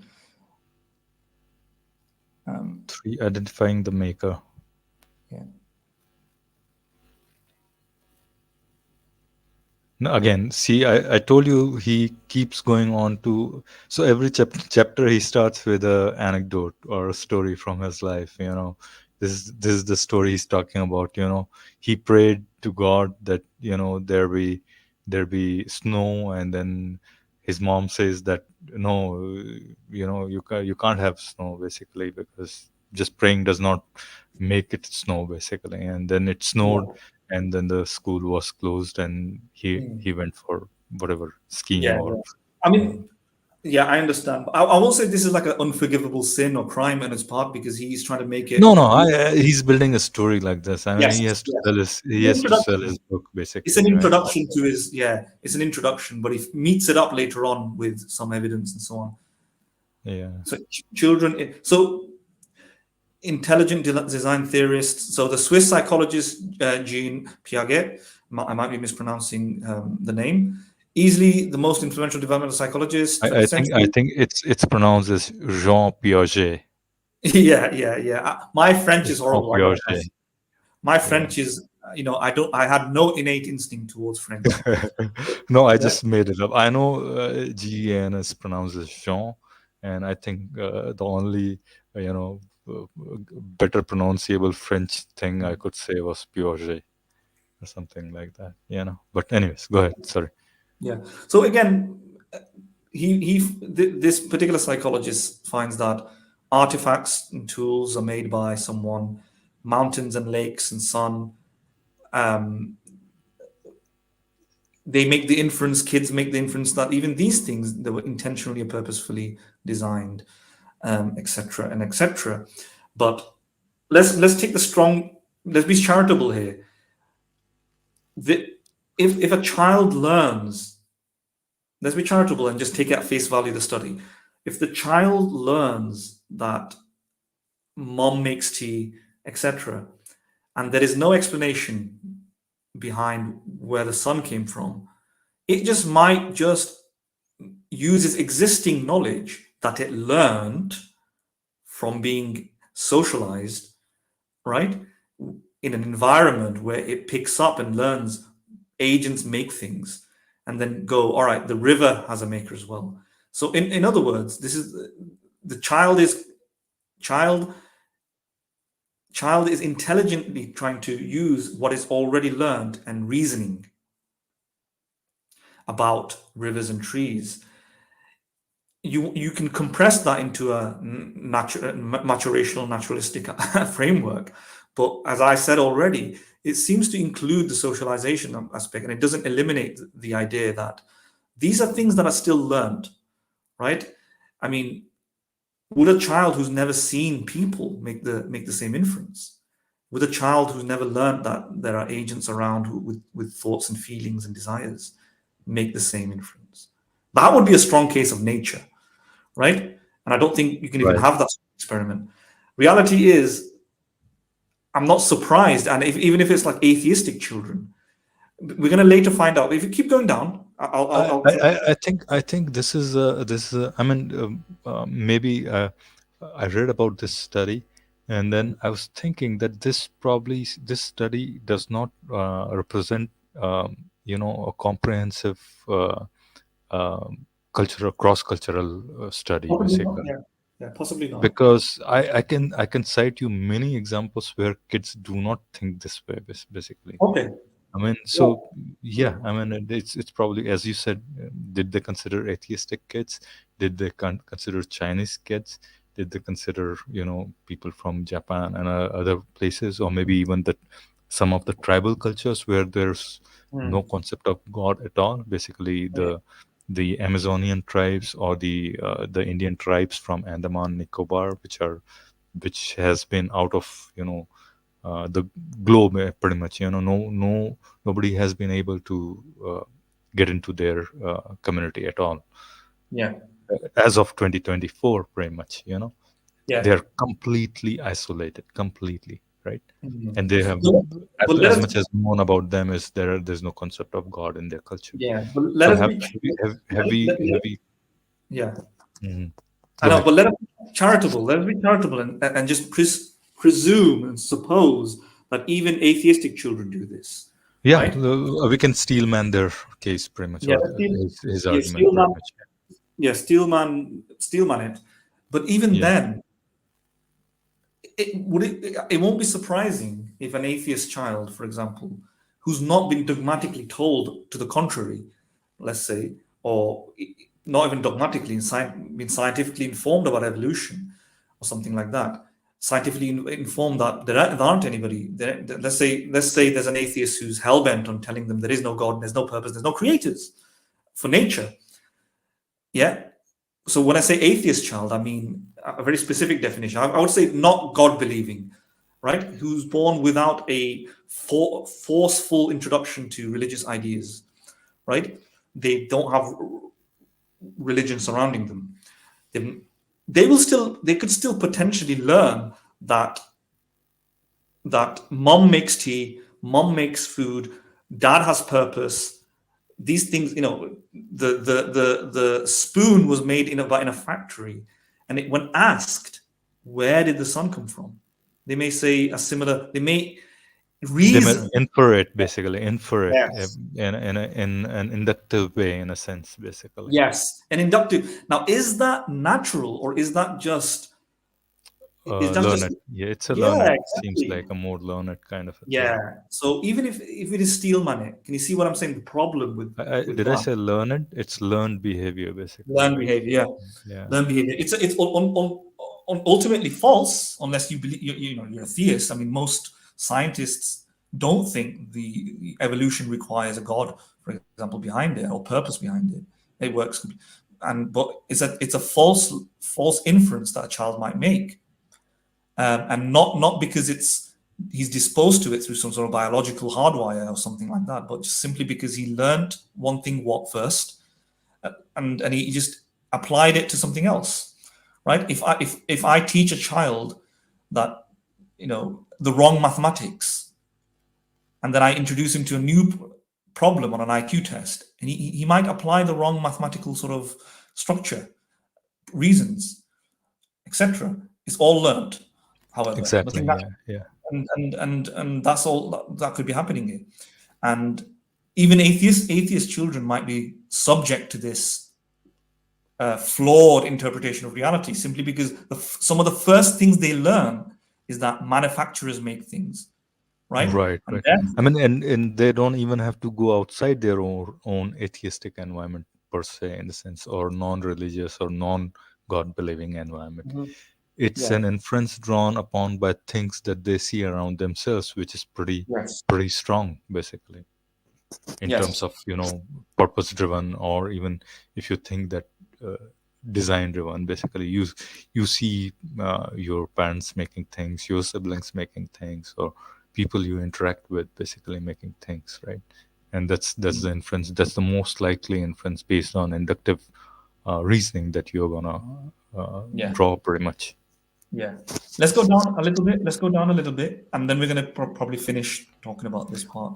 All right. Yeah. So, Martin, do you think if anybody wants to, if Freddie or Tangelo want to talk to us, maybe shall we make the link public? We can probably keep talking about it 15 minutes more, and then we'll talk to them. We'll take them. Possibly, but because we're doing a devoted stream about this, let's just finish this and make sure we do justice to it. Simply because All right. All right. Okay. that is the So, goal here. We don't want to talk about any other topic right now, all right. really. All right. Right? I'm thinking that we should finish it in 15 minutes or so, or maybe 20 minutes or so, right? Let's go down Uh-huh. Fast, slow. slowly, please. Yeah.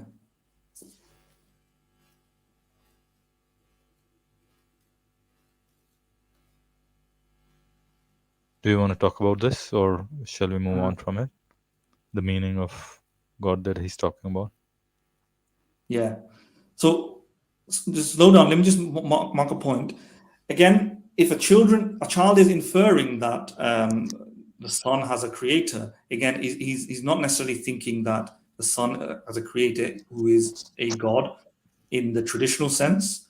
He's not necessarily thinking that it's a supernatural being. He's not necessarily thinking that it is omnipotent, omnibenevolent, and he's not necessarily thinking it is single one, and he's not necessarily thinking that it's the god of the monotheisms. All Yeah, powerful, omnibenevolent, yeah, omniscient, and all yeah. those, And, you can, and tri-omni God, basically. Yeah. yeah, anybody can read these things and see that that's just not happening here in any of these Yeah. I studies. mean, to highlight that point, what Ahmed said in the last stream doesn't meet over here, basically. Yeah.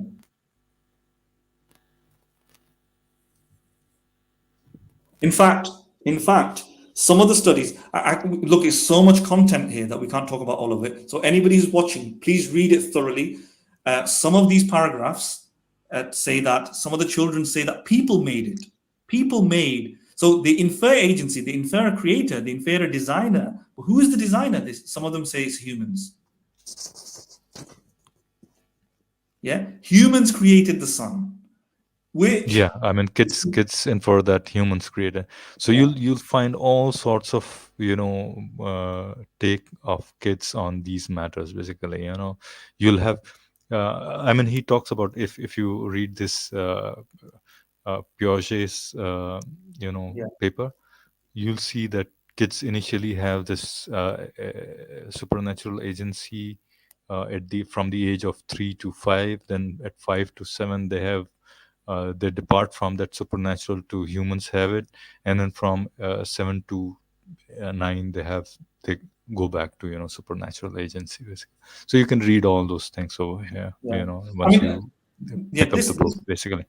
This final paragraph is very important. From Piaget's perspective, humans have the ingenuity to industry to fill the role of designer. Naturally, then, children see the world as intelligently designed by humans. Such an interpretation fits many facts that has a certain ring of plausibility. After all, it is not implausible that from the perspective of the newborn, super powerful beings, parents, manage their world when it is light or dark, when it gets food or not. Notice how this is, by the way, I'm interpreting, this is me, Mahdim, talking, by the way, about my thoughts. Notice how this is consistent with what I've said.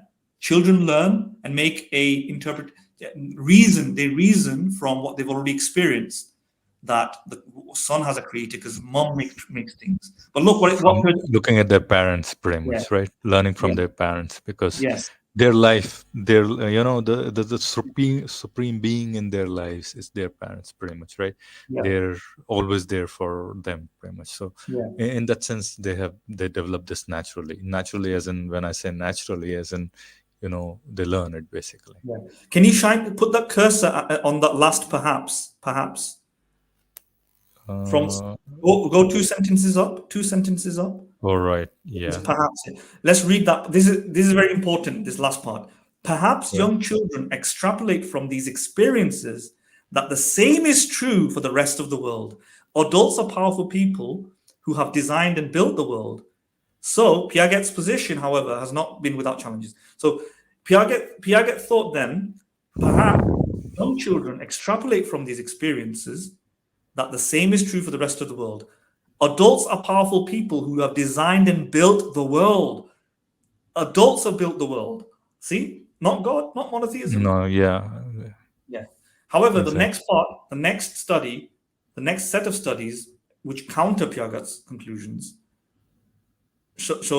try to So show that, yeah, for people, just to make sure that they understand, this study in psychology, Jean Piaget's study, was done in 1964. That was quite a way back, basically, mhm, right? And the recent studies you'll see in Justin Barrett's paper, or book rather, are from later parts in 2001. Some are from 1990s and stuff like that. So just to for you to get that perspective, right? Go yeah. ahead, Madan. So here we see a different conclusion. In the next following studies that we would look at, the the conclusions of the children is not that humans make the natural things, but there are non-human entities, right, that make natural things, right? Um, Contradictory studies. yeah, yeah. So one of the concerns with Piaget's account was this sort of the interviewing technique he used, right, to get the opinions from children, which is the first line of this paragraph. Yeah. So I'm just reading it out. Perhaps asking them where things came from in the way he did, he inadvertently encouraged children to invent origin stories when they did not really have a particular belief. Perhaps describing people building mountains and lakes was the easiest account for them to think of and explain, but they didn't really think about it until they were asked the question. Yeah? So children were basically improvising here, right?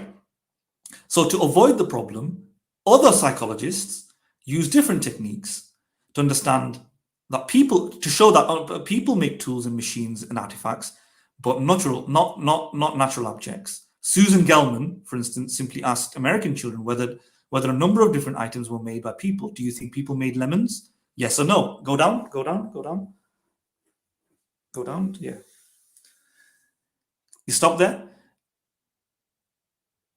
So basically, Susan Gelman then asked, "Do people make lemons? Yes or no?" And we would expect that their rate of producing yes answers should be the same as no from different items. In the task, 80% of the time, 4-year-old participants accurately answered that people make artifacts such as dolls and telephones, but not natural objects like lemons or birds. Okay, so again, this study is showing that they don't think natural things are made by people. In a subsequent study, Gelman and collaborator asked children specifically about the sort of natural objects: the moon, sun, stars, oceans, clouds, and thunder. They presented each child with a picture of the object, asked the child to identify it, and they asked, "Do you think people made it?" In contrast with Piaget, less than 30% of 4-year-olds and 7-year-olds, 10% of 7-year-olds said people made these things. When asked about whether people made these various artifacts, cups, dolls, shoes, cars, hammers, children in both groups were essentially perfect in saying humans made them.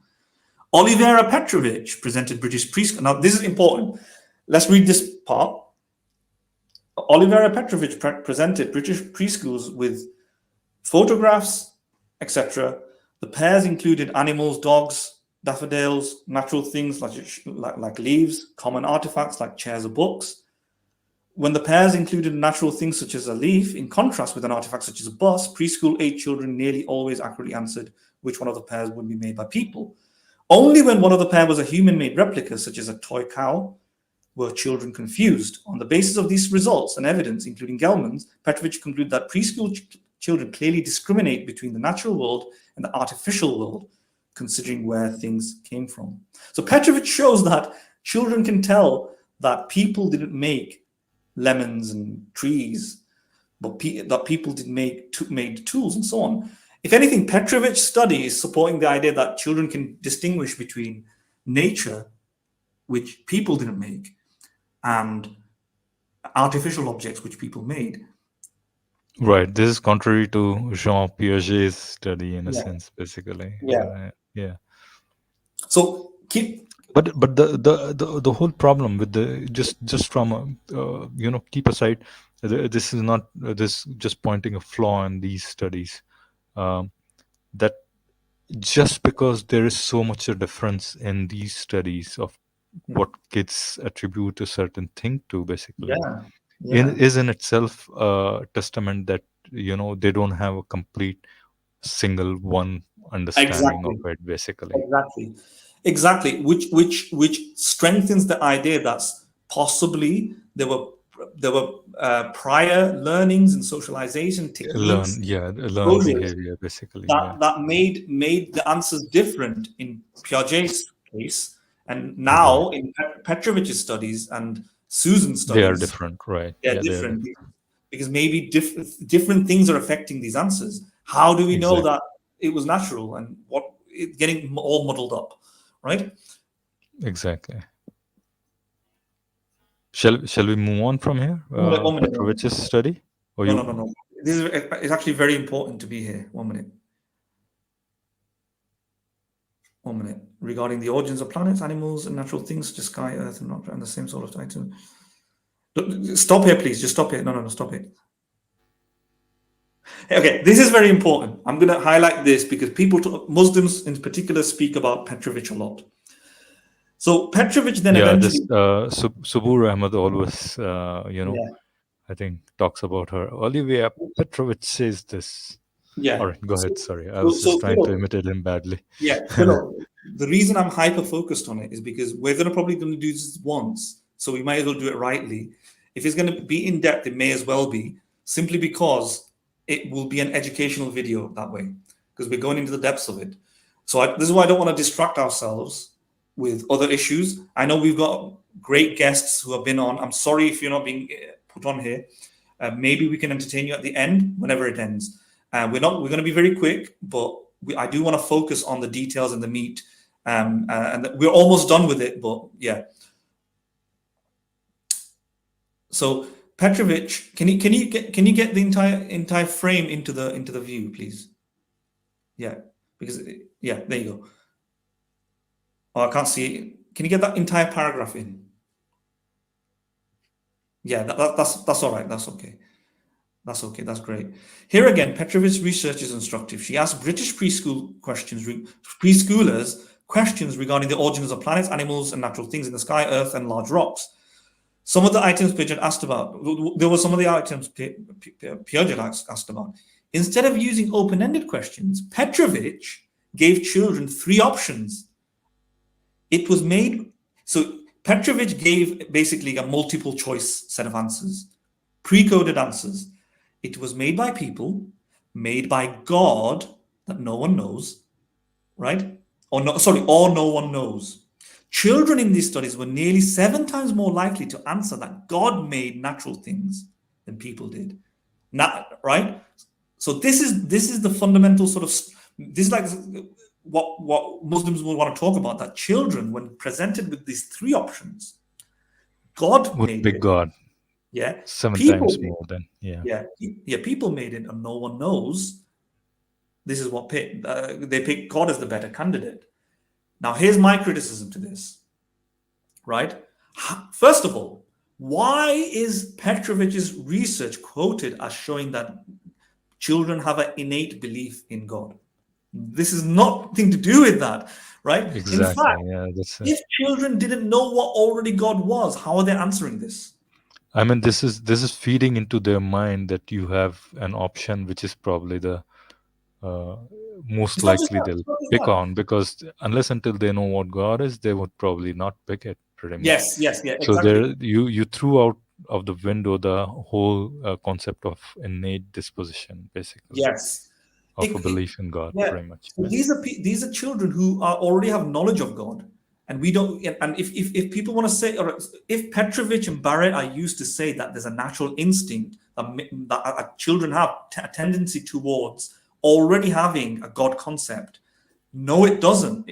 This study shows that there is no. It doesn't show that it was natural or non-natural. It was through education, socialization, or from This known from study birth. shows that they had already learned about this, whatever God is, and then they Yeah. responded to these questions by, Possibly, but I'm yeah. saying it doesn't even comment on that. I'm saying that she just presents the idea that it was made by people or by God, No, but and for them to answer, yeah, they have to understand the meaning of God at the very least, basically, yeah, or somebody has to provide but them this meaning, yeah, basically. yeah. From him, yeah, we don't know whether or not, unless we look at the Petrovich study in more detail, we don't know whether or not Petrovich is teaching the child about God right there and then, or whether or not that child already had a pre-existing knowledge about the God. But where did that pre-existing knowledge of God originate from? From TV, Exactly. Yeah. I from mean, media, somebody's teaching literature? them. Basically, Yeah. they're learning it from somewhere, Yeah. basically. Yeah, they're learning it from somebody somewhere. And one of the possibilities is the hypothesis that they already know it in their biology. Right? That's one of them. I give you that. That's one of them. But nothing about this study shows that that is true. That the child already knew it. All it No, means is but that Madan, this, I mean, to understand the meaning of a word, somebody has to at the very least explain the meaning of that word, right? I yeah, mean, yeah, if you were asked a question in a paper, unless until you knew what equation means, or uh, yeah. algebra means, you won't be able to answer that I question, right? agree. You won't be able I to agree. take that, I right? agree, but it could be that they, like I said, it could be that they already knew the concept of God through learning, or it could be that they knew the concept of God from birth, naturally. But But this study doesn't tease that out. No, I'm not talking about concept. I'm talking about the meaning of the word God. All right, yeah, the meaning of the word, yeah, absolutely. I'm talking about the concept, Yeah, right? Because I agree. Concept could be, we haven't questioned that. That could be yeah, probably innate, as the study claims, probably, or people citing this study claim. I'm talking about the meaning of the word, basically. right. Right. Somebody has to teach that word, basically, to Yeah, sure, somebody sure. else. Sure, but remember, Petrovich's research and Barrett's research and stuff like that is used to shoehorn into the ether the idea that Tawhid, monotheism, Yeah, is yeah, God. I agree. I agree. Yeah, Yeah, like the Tawhid like is the only way, basically, right? yeah. So that children know the concept of God from birth, right? But this particular study isn't doing that. It's not teasing out whether it was known since birth or not. It's not doing anything that. They just asked a question: was this created by people? Was this created by God? Or is it that no one knows about it? Yeah, I Right? mean, your point is well taken. I mean, it's Yeah. completely, yeah. I mean, from what I said, even if put it aside for a moment, what you said is Mm. completely right. I mean, this study does not comprehensively show. There might be few cases which might have innate disposition to, towards belief in God, Mm. but there might still be cases which may not have those innate disposition, kind of, right? Yeah. Yeah. I mean, yeah. Yeah. So what I'm saying here is that this is just a question about what created the mountain, let's say, or the stars. And when you're given a multiple choice like this, right, by people, by God, or no one knows, right, it's not talking at all about whether or not the child arrived at the conclusion of knowing about God from Right, birth right, right. or Exactly. learning. This is Hmm. just about we just all we know is that the child understands the concept possibly of a God. How he Right, knows right. all this, we just don't know. It doesn't, yeah, it doesn't expose that Yeah, thing, yeah, it doesn't basically. expose that part. So Yeah. why is this being used as anything?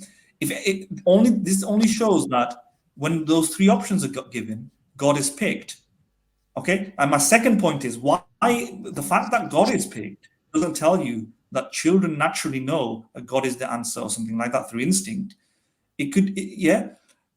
First of all, we don't know whether or not. First of all, we don't know the background, the upbringing of the children, and so on, right?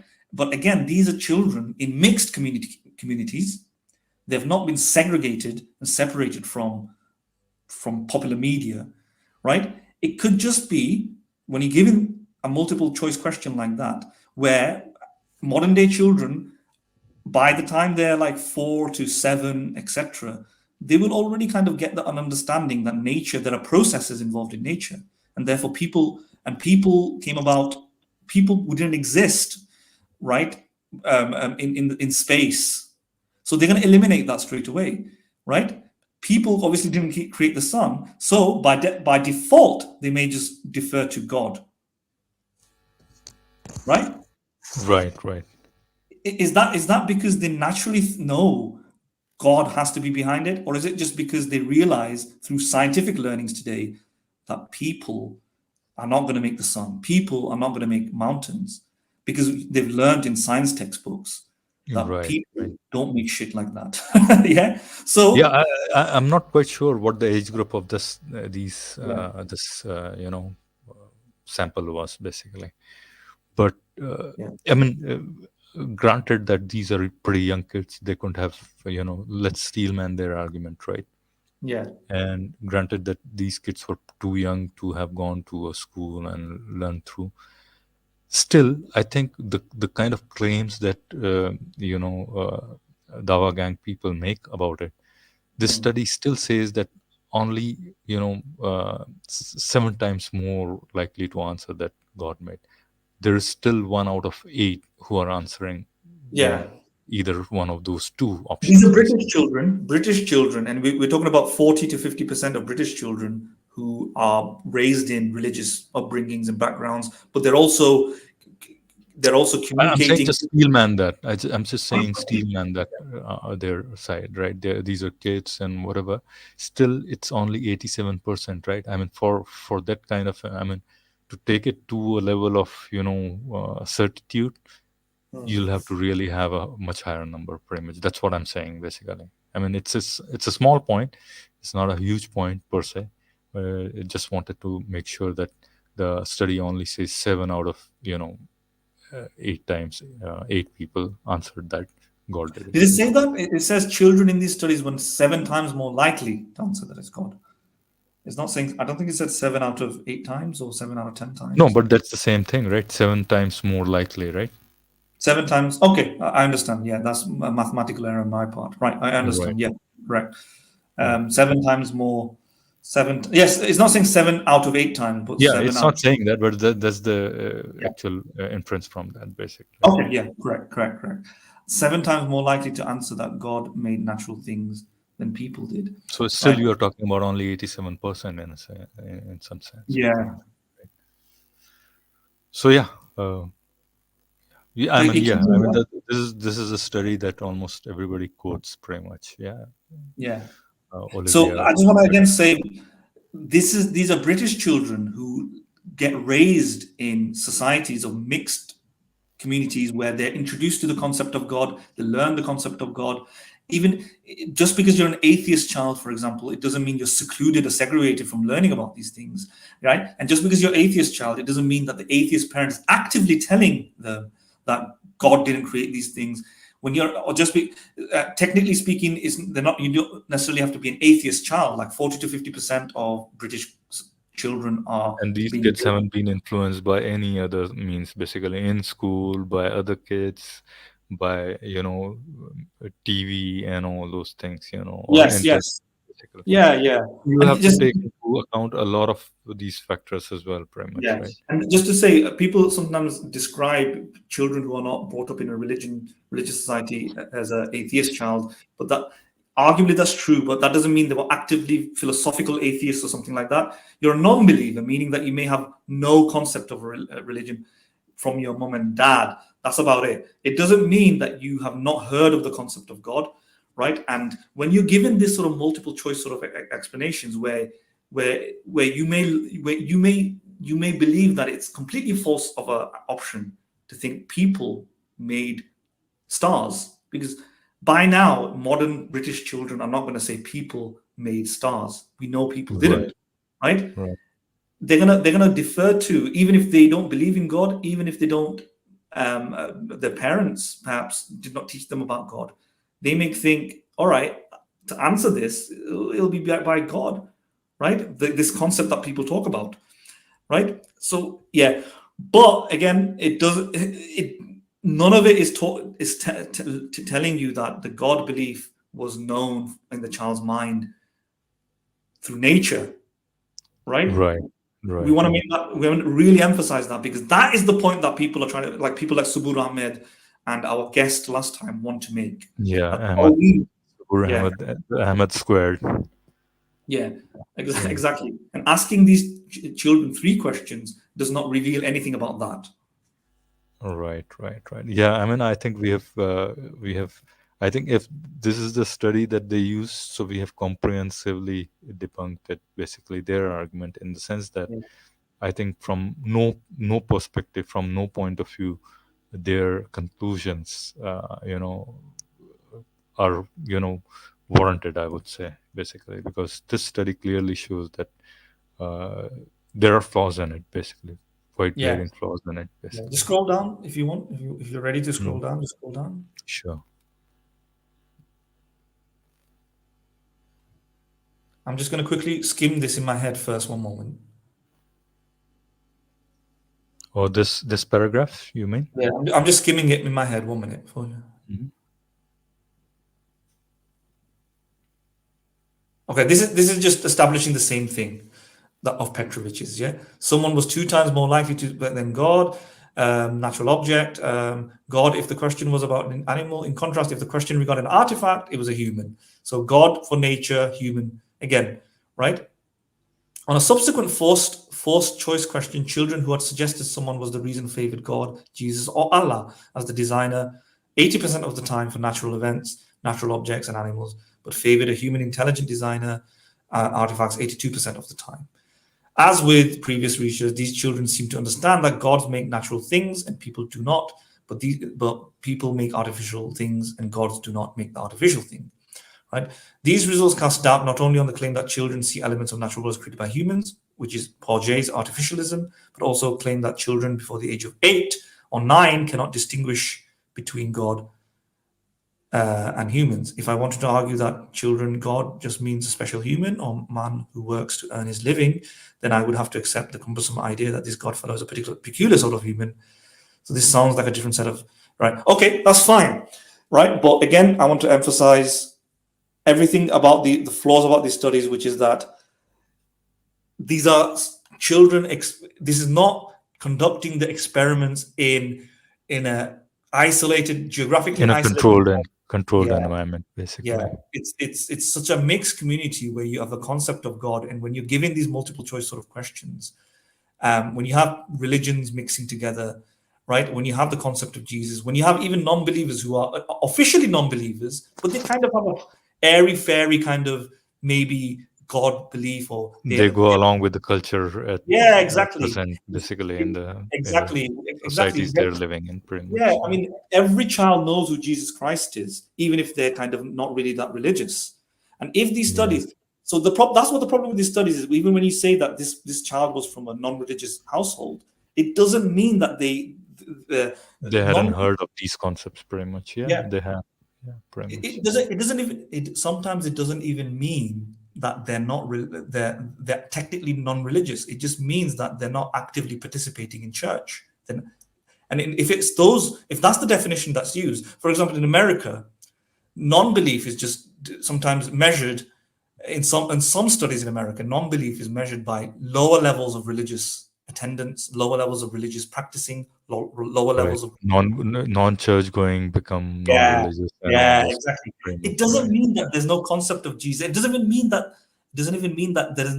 there is no working theory in their minds. They could genuinely think that maybe They could very well be theist, pretty much. yeah, Not exactly. church going, and Yeah, maybe even a deist, pretty much. So all those yeah. categories are probably not clarified here in these studies, pretty Yeah, and much. I it's would very say. hard to. So even Yeah. even when you have, let's say, some quantitative analysis saying that 50% of the children were from non-religious backgrounds, because it's not so fine-tuned to know the qualitative data where we've really interviewed Exactly. and figured out what kind of non-religious they are. It's hard to then say that this shows that even non-religious children, they might Yeah. not be non-religious. They might have religious tendencies because they're in mixed communities where they can learn things and so on.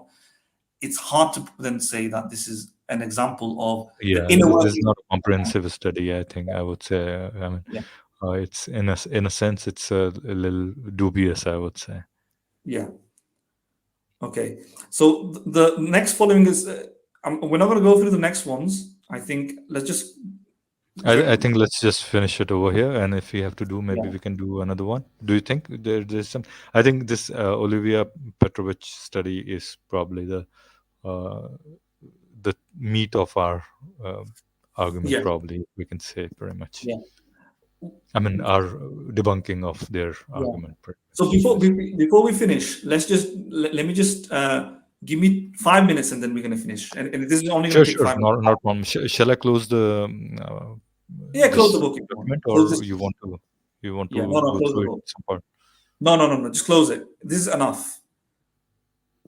So I just want to say I sent you a screenshot, right? Obviously, you don't want to pull out the screenshot in front of everybody because it's in our private messages. But if you can only present that particular screenshot, the screenshot is a paragraph. So in the last couple of days, I sent you some screenshots. All right. The Let me paragraphs, try and figure it out. yep, one of the paragraphs talks Yeah. about Barrett talks responding to Muslims about monotheism. Did you read it? Maybe I missed it, I think. You need to read that. So if you want to just take 2 minutes just to find it and tell me when you found it. Hold on. Just let me try and figure it out. Is this okay? Maybe I'm not able to. It's in our messenger. All right, I've only let me. sent you like five screenshots, and one of the screenshots is a small short Is it paragraph. from a Science Daily? Humans predisposed to believe in gods and No, the no, no, afterlife. no. That's the paper, by the way. That's the paper. Yeah, that's the paper. It's a screenshot from the book. It's a paragraph from the exact book that we read. Open, All right, sorry. Yeah. all right. Let's see. Uh, let me just download it. Hold on. Have you found it? I think so. Okay. Basically, the paragraph is talking about Muslims emailing Justin Barrett and saying this confirms your book, your thesis, your scientific findings, your collection of studies confirms Tawhid, monotheism. Is this the one? No, no, This is not the one, right? no, it's not.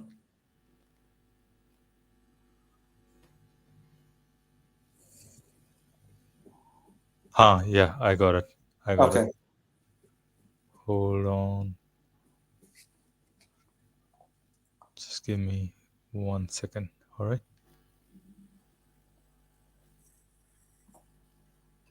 Okay. All right. Can you see it? Yes, this is the one. So I want the audience, when the number of people who are going to be watching it, maybe in the future, because we always have low turnouts, which is understandable. It's academic, it's philosophy, it's psychology, but it's a book. It's boring. But if you want to zoom into that, um, yeah, I want people to see this part. This is from Justin Barrett's book. He has written this in response to a number of emails that Muslims have sent him saying that this confirms monotheism, this confirms that there is a natural belief in the baby's mind since birth, comes out of the womb, feeling disposed toward the monotheistic deity. Tawhid has been substantiated and confirmed. And Barrett here clarifies that actually, no, absolutely not. Right? So let me just read out let me just read it out. After public lectures arguing for born believers' thesis, I received numerous emails and found blogs from Muslims claiming that born believers, the born believers, sorry, you kind of, the born believers' thesis is similar to the standard teaching in Islam. Here is the illustrative note. Hello, I read an article on Dr. Barrett about believing in God. As a Muslim, I believe in God, and I know a lot about what Dr. Barrett explained, that every human is born believing in God naturally. Our Prophet Muhammad told us more than 1400 years ago when he said each fetus was born believing in God naturally, and his father or mother makes him differ. I don't know why I'm so dramatic about this. You you're, you you got It's into the clearly soul of this brother basically, or his soul got into you basically. Yeah, but yeah, hello. I read the article of Dr. Barrett about believing in God. As a Muslim, I believe in God, and I know a lot about what Dr. Barrett explained. So this is the kind of thing that still keeps coming, and this is a prime example. I don't know how I didn't see this basically from you, but had I read Yes. it properly, it would have stuck in Yeah. my mind. This is beautiful. This is beautiful because Debunks this is their the all smoking claims, debunks the all their smoke. claims very much. Yeah, this is the smoking gun, right? Let's read what Barrett says as a response to this. Let's read Right. that last paragraph. I'm going to read All it. right. Yeah. Do you Yeah. want to? Yeah. Okay. Yeah. I'll read it. I appreciate this affirmation. So, what you read, so this is the response by Justin Barrett. I Yes. appreciate this affirmation, but the evidence to date supports only the naturalness of belief in a mighty creator God, not the children are born to believe in Orthodox, Muslim, Jewish, or Christian theology. Okay, first of all, before proceeding, we expose that even in a creator God is not so Yes. crystal clear, but Yeah. from his response, he says, not that children are born to believe in Orthodox, Muslim, Jewish, or Christian theology, or any other for that matter. They Hmm. may be biased in a general sense towards some religions over others. Perhaps this is one reason that some religions spread more widely than others. But I know of no religious tradition that perfectly maps onto those ideas that children are inclined to believe. Basically, Hmm. Mhm. Some who have romantic view of children being uncorrupted and hence possessing. So I think he's elaborating later shall I read the latter part as well? Yes, some who have a romantic view, I'll read it. Some who have a romantic view of children being uncorrupted and hence possessing access to life's truths most directly might be trying to build theology based on theology's natural religious proclivities. Those who regard children as basically stupid might regard the natural receptivity of children to certain religious beliefs as grounds for rejecting them. I reject both impulses as misguided, as I discussed, as discussion I present in the next chapter. So, Right. So he's being agnostic about those I mhm, mean, those two hypotheses basically. But yeah, yeah, I mean, whatever. He's made his point that first thing first, it's not an orthodox theology that points his study points to, and that it's possible that kids are mistaken as well. He's not rejecting outright, basically. I yeah. mean, So let me just elaborate on mighty creator God. As you said, his studies doesn't sustain that. So we reject Barrett's interpretation of children thinking, agency, purpose are necessarily natural. Because there's methodological flaws in the studies, mixed beliefs, mixed societies, socialization plays a role. All of these things are still hanging there, denting Barrett's conclusions. Remember how Barrett even defines God. Barrett defines God as as um, as personal agents that are not human or animals. So he tries to then forcefully, I think if children are thinking that a creator needs to be involved, and some of the other studies shows that naturally they're going to think the creator will be very powerful, right? Then he's forcefully trying to say that this is a mighty creator, powerful God. But this definition of mighty creator, powerful God does not entail that it is a omnipotent, omnibenevolent, omniscient, monotheistic deity or deity. It simply just because it could be like a creator that has the power to create the stars, the moon, and that's it. Obviously, a child may think the person must have superhuman abilities, but it right. doesn't. Yeah. Now, is that so? This belief in superhuman abilities of a creator is that the same thing as Tawhid type of God? Is the same I thing mean, as they can. I mean, God? if you give them an inch, they'll take a meter, pretty much, right? Yeah, yeah. So, And not so even a meter per kilometer. That's what I'm saying. So even if they can get, oh, is that the powerful being? Okay, no, now I can arrive at Tawhid pretty mhm. clearly from here on. So, but I'm saying that even that point that these kids are thinking of something very powerful being, that study is flawed because that, as you pointed out earlier, it from these studies at least doesn't appear that it's completely natural, right? Yeah, it doesn't That's appear the completely point natural where, and yeah, form.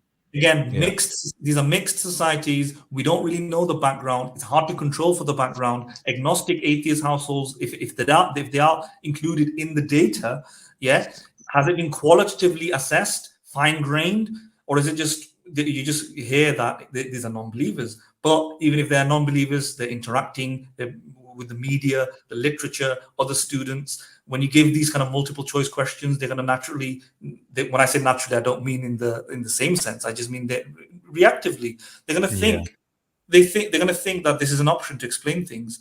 And again, when they say God, yeah, they're not necessarily thinking that type of God. But and if they are thinking Jesus, for example, if they are thinking the Jewish God, which they are, again, if you look through, I bet you, if you look through Petrovich and so on, some of the children may say God, and that's because they know about God, but they know about the various different types of gods. They know about Yahweh. They know about they come from Jewish and Christian backgrounds. Ahura Mazda or whatever, you may Yeah. have Again, it doesn't Vishnu, Shiva, exactly. whatever. It doesn't singularly point to the Islamic conception of God, right? Exactly, In which case, exactly. in which case, again, tells you that there's a lot more socialization that we need to rip off first, And unless you have some sort of way to figure out that a 3-year-old or 2-year-old with little contact in an island, secluded or something, or, The feudal children, even yeah, those might not be, completely yeah, uh, yeah, separate or from the societies, pretty much. or cross-cultural societies, cross-cultural studies where there has been a tribe that has been, or multiple tribes that were isolated geographically for thousands of years, and they somehow just still also hold monotheistic beliefs. I would say I that's mean, good evidence. to be fair, Justin Barrett does cite one such study of uh, Aztec population in the Central Americas, basically, right? But then Mm. Aztec, see, this is the problem, right, with this study, right? If anybody goes and reads this book, he'll find that he does cite one study of Aztec, but then these cultures already had a concept of God in some sense or the other, pretty much, right? Mhm. I mean, supernatural beings, basically. So, Yeah. whoever, the children of that community itself might have, certain cultural influences on their kids, pretty much. Yeah, So, but yeah, yeah, well, the thing is, if no, the thing is, if it's a geographically isolated society without any contact from other places, and they have a belief in a superstition, yeah. I I would. mean, I agree to your point. Yeah, I mean, probably. So, in that category, Aztecs don't fall in that category because they were never geographically isolated, pretty much. Exactly. Okay. So Yeah. yeah, exactly. Yeah, because if we find like a set of humans that just their cultural development has been so isolated, and yet they hold any tradition, I would say that's good evidence that that particular tradition. Why would they have? If that tradition is such that it's similar to other traditions, I would say that that's a good case, a very good case for it to be natural. So let's say we go to a geographically isolated tribe, and they are making melodies, right? It's not the same melodies, but they're melodies, musical hymns and melodies and harmonies. That would suggest to me that the concept of melody making or harmony, there's something natural about it, right? It's not that Right. it's not yeah Right. it's not that this is something that we just we Innately West. have this. No, I'm saying it's not just that West. This is something that Western or even Eastern civilization created. Oh yeah, And I mean, sorry, I misspoke what you yeah, said. Basically, you said that you are pointing that this is something that then you can claim that is natural, basically, kind of in a yes, sense. Yeah. yes. If there's a geographically isolated society and they also have melodies, then melody making isn't simply something that happens in one culture or another culture. And it Right. started in Right. started in 19. Sorry, it started in 1206, this 12th century or something like that. You know, it would suggest to me that melody making is that there's a tendency for human beings to make melodies even without any Western or Eastern Or civilization. environmental influence, pretty much Yeah. outside of their own culture. Yeah, I mean, but you can. I mean, there is an environmental influence even there, basically, in the sense that, and this is probably I don't want to derail our conversation, but even melody making, you can hear it in the environment, basically birds, I Yeah. mean, uh, birds Yeah, and yeah. other creatures, so you can imbibe it from there. So that's your environment, basically, even if you are not influenced by some of the other human societies or environments, pretty That's much. a good point. You can That's a think good of it. point. Yeah, yeah. I mean, if you can control for that variable and show that that was not a big factor, but if Yeah, you can yeah. make you can make the interpretation that they could have learned it from other animals and so on, and that's why they like it. But Right. it will still suggest that why did if there's more than one geographically isolated tribe and each one of them are doing that, why are they picking up those things from animals and not other stuff? And it might suggest that there's something in the human brain, the Yeah, hardwiring. probably it's a predisposition to Yeah, yeah. You see that. learning those things, basically. Yeah, Yeah. but the Aztecs, as you said, might not qualify if they have a superstitious or supernatural belief, simply because if they've not been isolated long enough, we can still say that we can still say that this is something that was still culturally developed and got it has been leaked into their culture, etc., and so on. But whatever the case, monotheism. Do Aztecs believe in Allah? Yeah, I mean, strict monotheism, probably not, right? Exactly. So again, let's say Aztecs were isolated for since the beginning of humankind or something. Obviously, not really, but I mean, let's say Aztecs were really qualify as a geographically isolated tribe, and they believe in certain gods and so on. That would tell you that yes, there might be a human tendency to believe in some form of God, but Right, the right, Islamic case for Tawhid as not being natural has not been met. It would simply right, mean, right. yeah, because if that was the case, then we would expect Tawhid to be exemplified in their culture, right? We would expect monotheism, but we don't. Right, right. One thing that occurs to me, it's more of the what I have seen. Justin Barrett's study is more often I have seen used by Muslim apologists rather than Christian apologists, and I'm wondering why is that so? Basically, isn't that the case, or maybe I'm not aware of any Christian apologists who use this study. Yeah, same here. Maybe this just due to ignorance. Maybe there are Yeah, some. maybe it's due to ignorance because we don't know. But yeah, I have come across quite a few people who have. I mean, we have come across even on this channel. You remember Sean, the another person who joined our stream long time back, probably about 8 7 8 months back.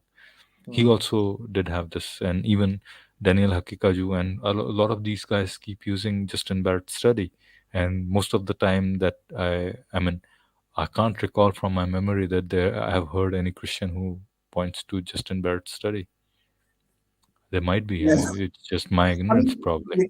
there could be reasons behind that. I mean, my conjecture is that if it is the case that Christians use it less, it's possibly because Christian apologetics does not Maybe, necessarily. maybe due to their Trinitarian Yeah. kind of No, no, it does. theology, basically, Yeah, based on. that might be one, but I think Christian apologetic can rely on a great um, s- set of infrastructure from a multiplicity of different arguments, from miracles, from the resurrection. The These are the main scriptures and all, arguments. yeah, resurrection and all this. Yeah, Yeah. yeah, yeah. You're right.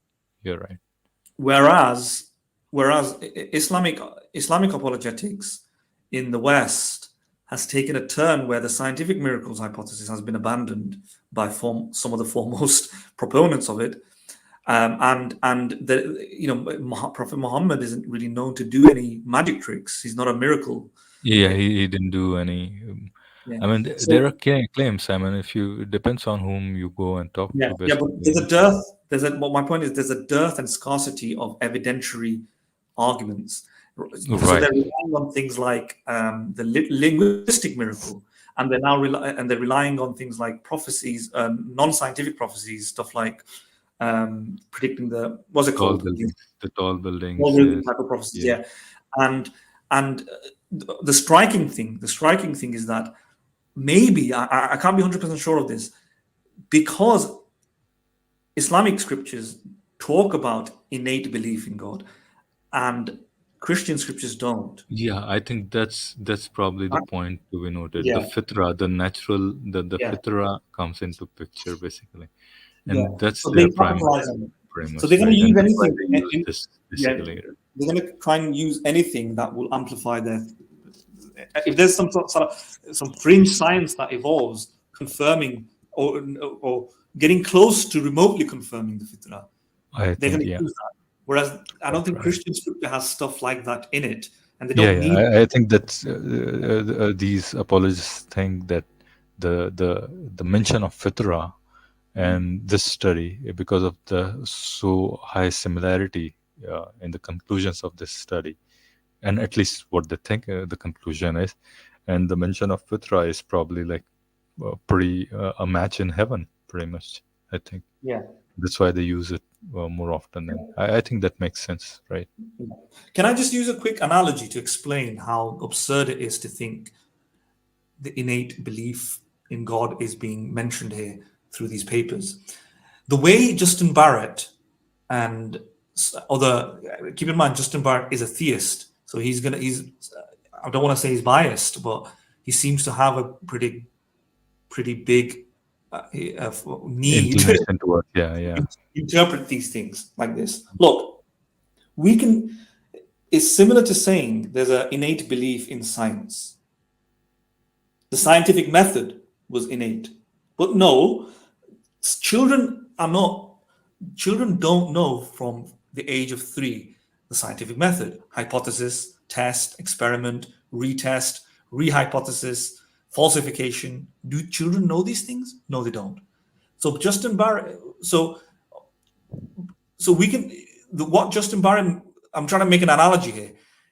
Imagine if I said then children were predisposed to these things, and then I can find little things and dispositions and little things to say that the blueprints, the tiny micro blueprints, are there for science. Not that a 3-year-old knows the falsification, the preparing Karl Popper's falsification mechanism, knows what a hypothesis is, knows what testing is, but we can find the blueprints since they were young of science. And then we may say, what is that? What is that?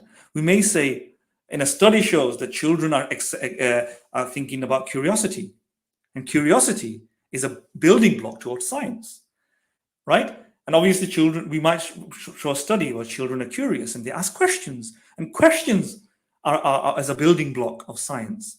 And then we may say, here's a study. We may design a study, show, all right, which one is heavier? Is the rock heavier or is the feather heavier? How would you find out? And some children may pick up the rock and go, this one is heavier than the feather. And then it goes, here's a building block of experimentation, right? And can you see what I'm saying now? Can you see the point? And through these things, it goes, look, science, children are predisposed towards science because Exactly, yeah. they're showing this. Individual studies show they're curious. Individual studies shows The they ask propensity to pick up the questions. right way to go about Yeah, it. Yeah, yeah. yeah. But in this way, you can make almost anything, therefore, natural. Because absolutely, there's going to be a natural blueprint for everything. Because guess what? The human brain has evolved with natural instincts, and those building blocks sustain everything. They sustain Right. everything, right?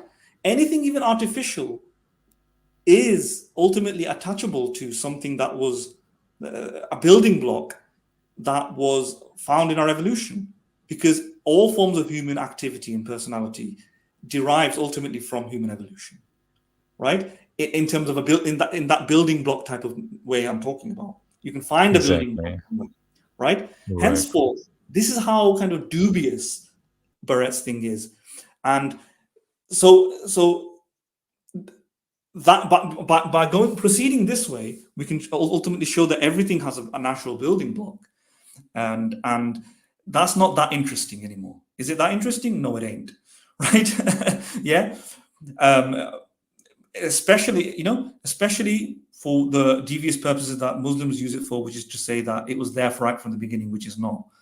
The building blocks for everything can be found in our instincts at some point. At some point, you'll find every single belief, thought, expression, behavior, yeah, originates from something in our personality, which originates from something in our brain, and there'll be some sort of building block there that allows for it to happen. Okay.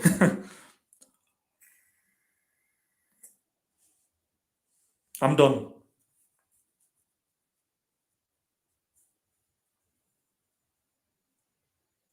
Sorry, I was mute. I was responding to Freddie. So Mhm. Freddie, if you're listening, then yeah, thanks for dropping by, and maybe talk to you next time if you drop by. And if you have anything, just if you want to join and maybe talk about something, and if we can do a separate stream, maybe there is a possibility.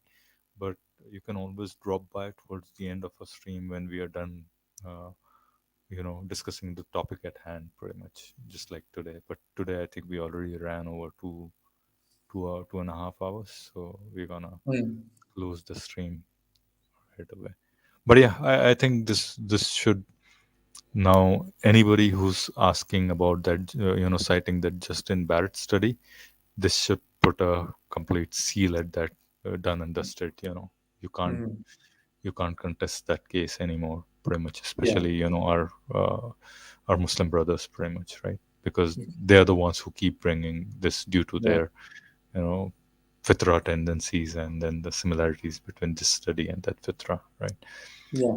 All right, Madan, before I think we shut down the stream, it's only fair to do the contingency. Mm-hmm. You know what is contingency? What Yeah. is Go for contingency? it. Go for it. So let me just bring our, we want your support, everybody. If you can, if you're capable of supporting us in any which way, please do support us, because uh, it takes our time and resources to bring you whatever we do, and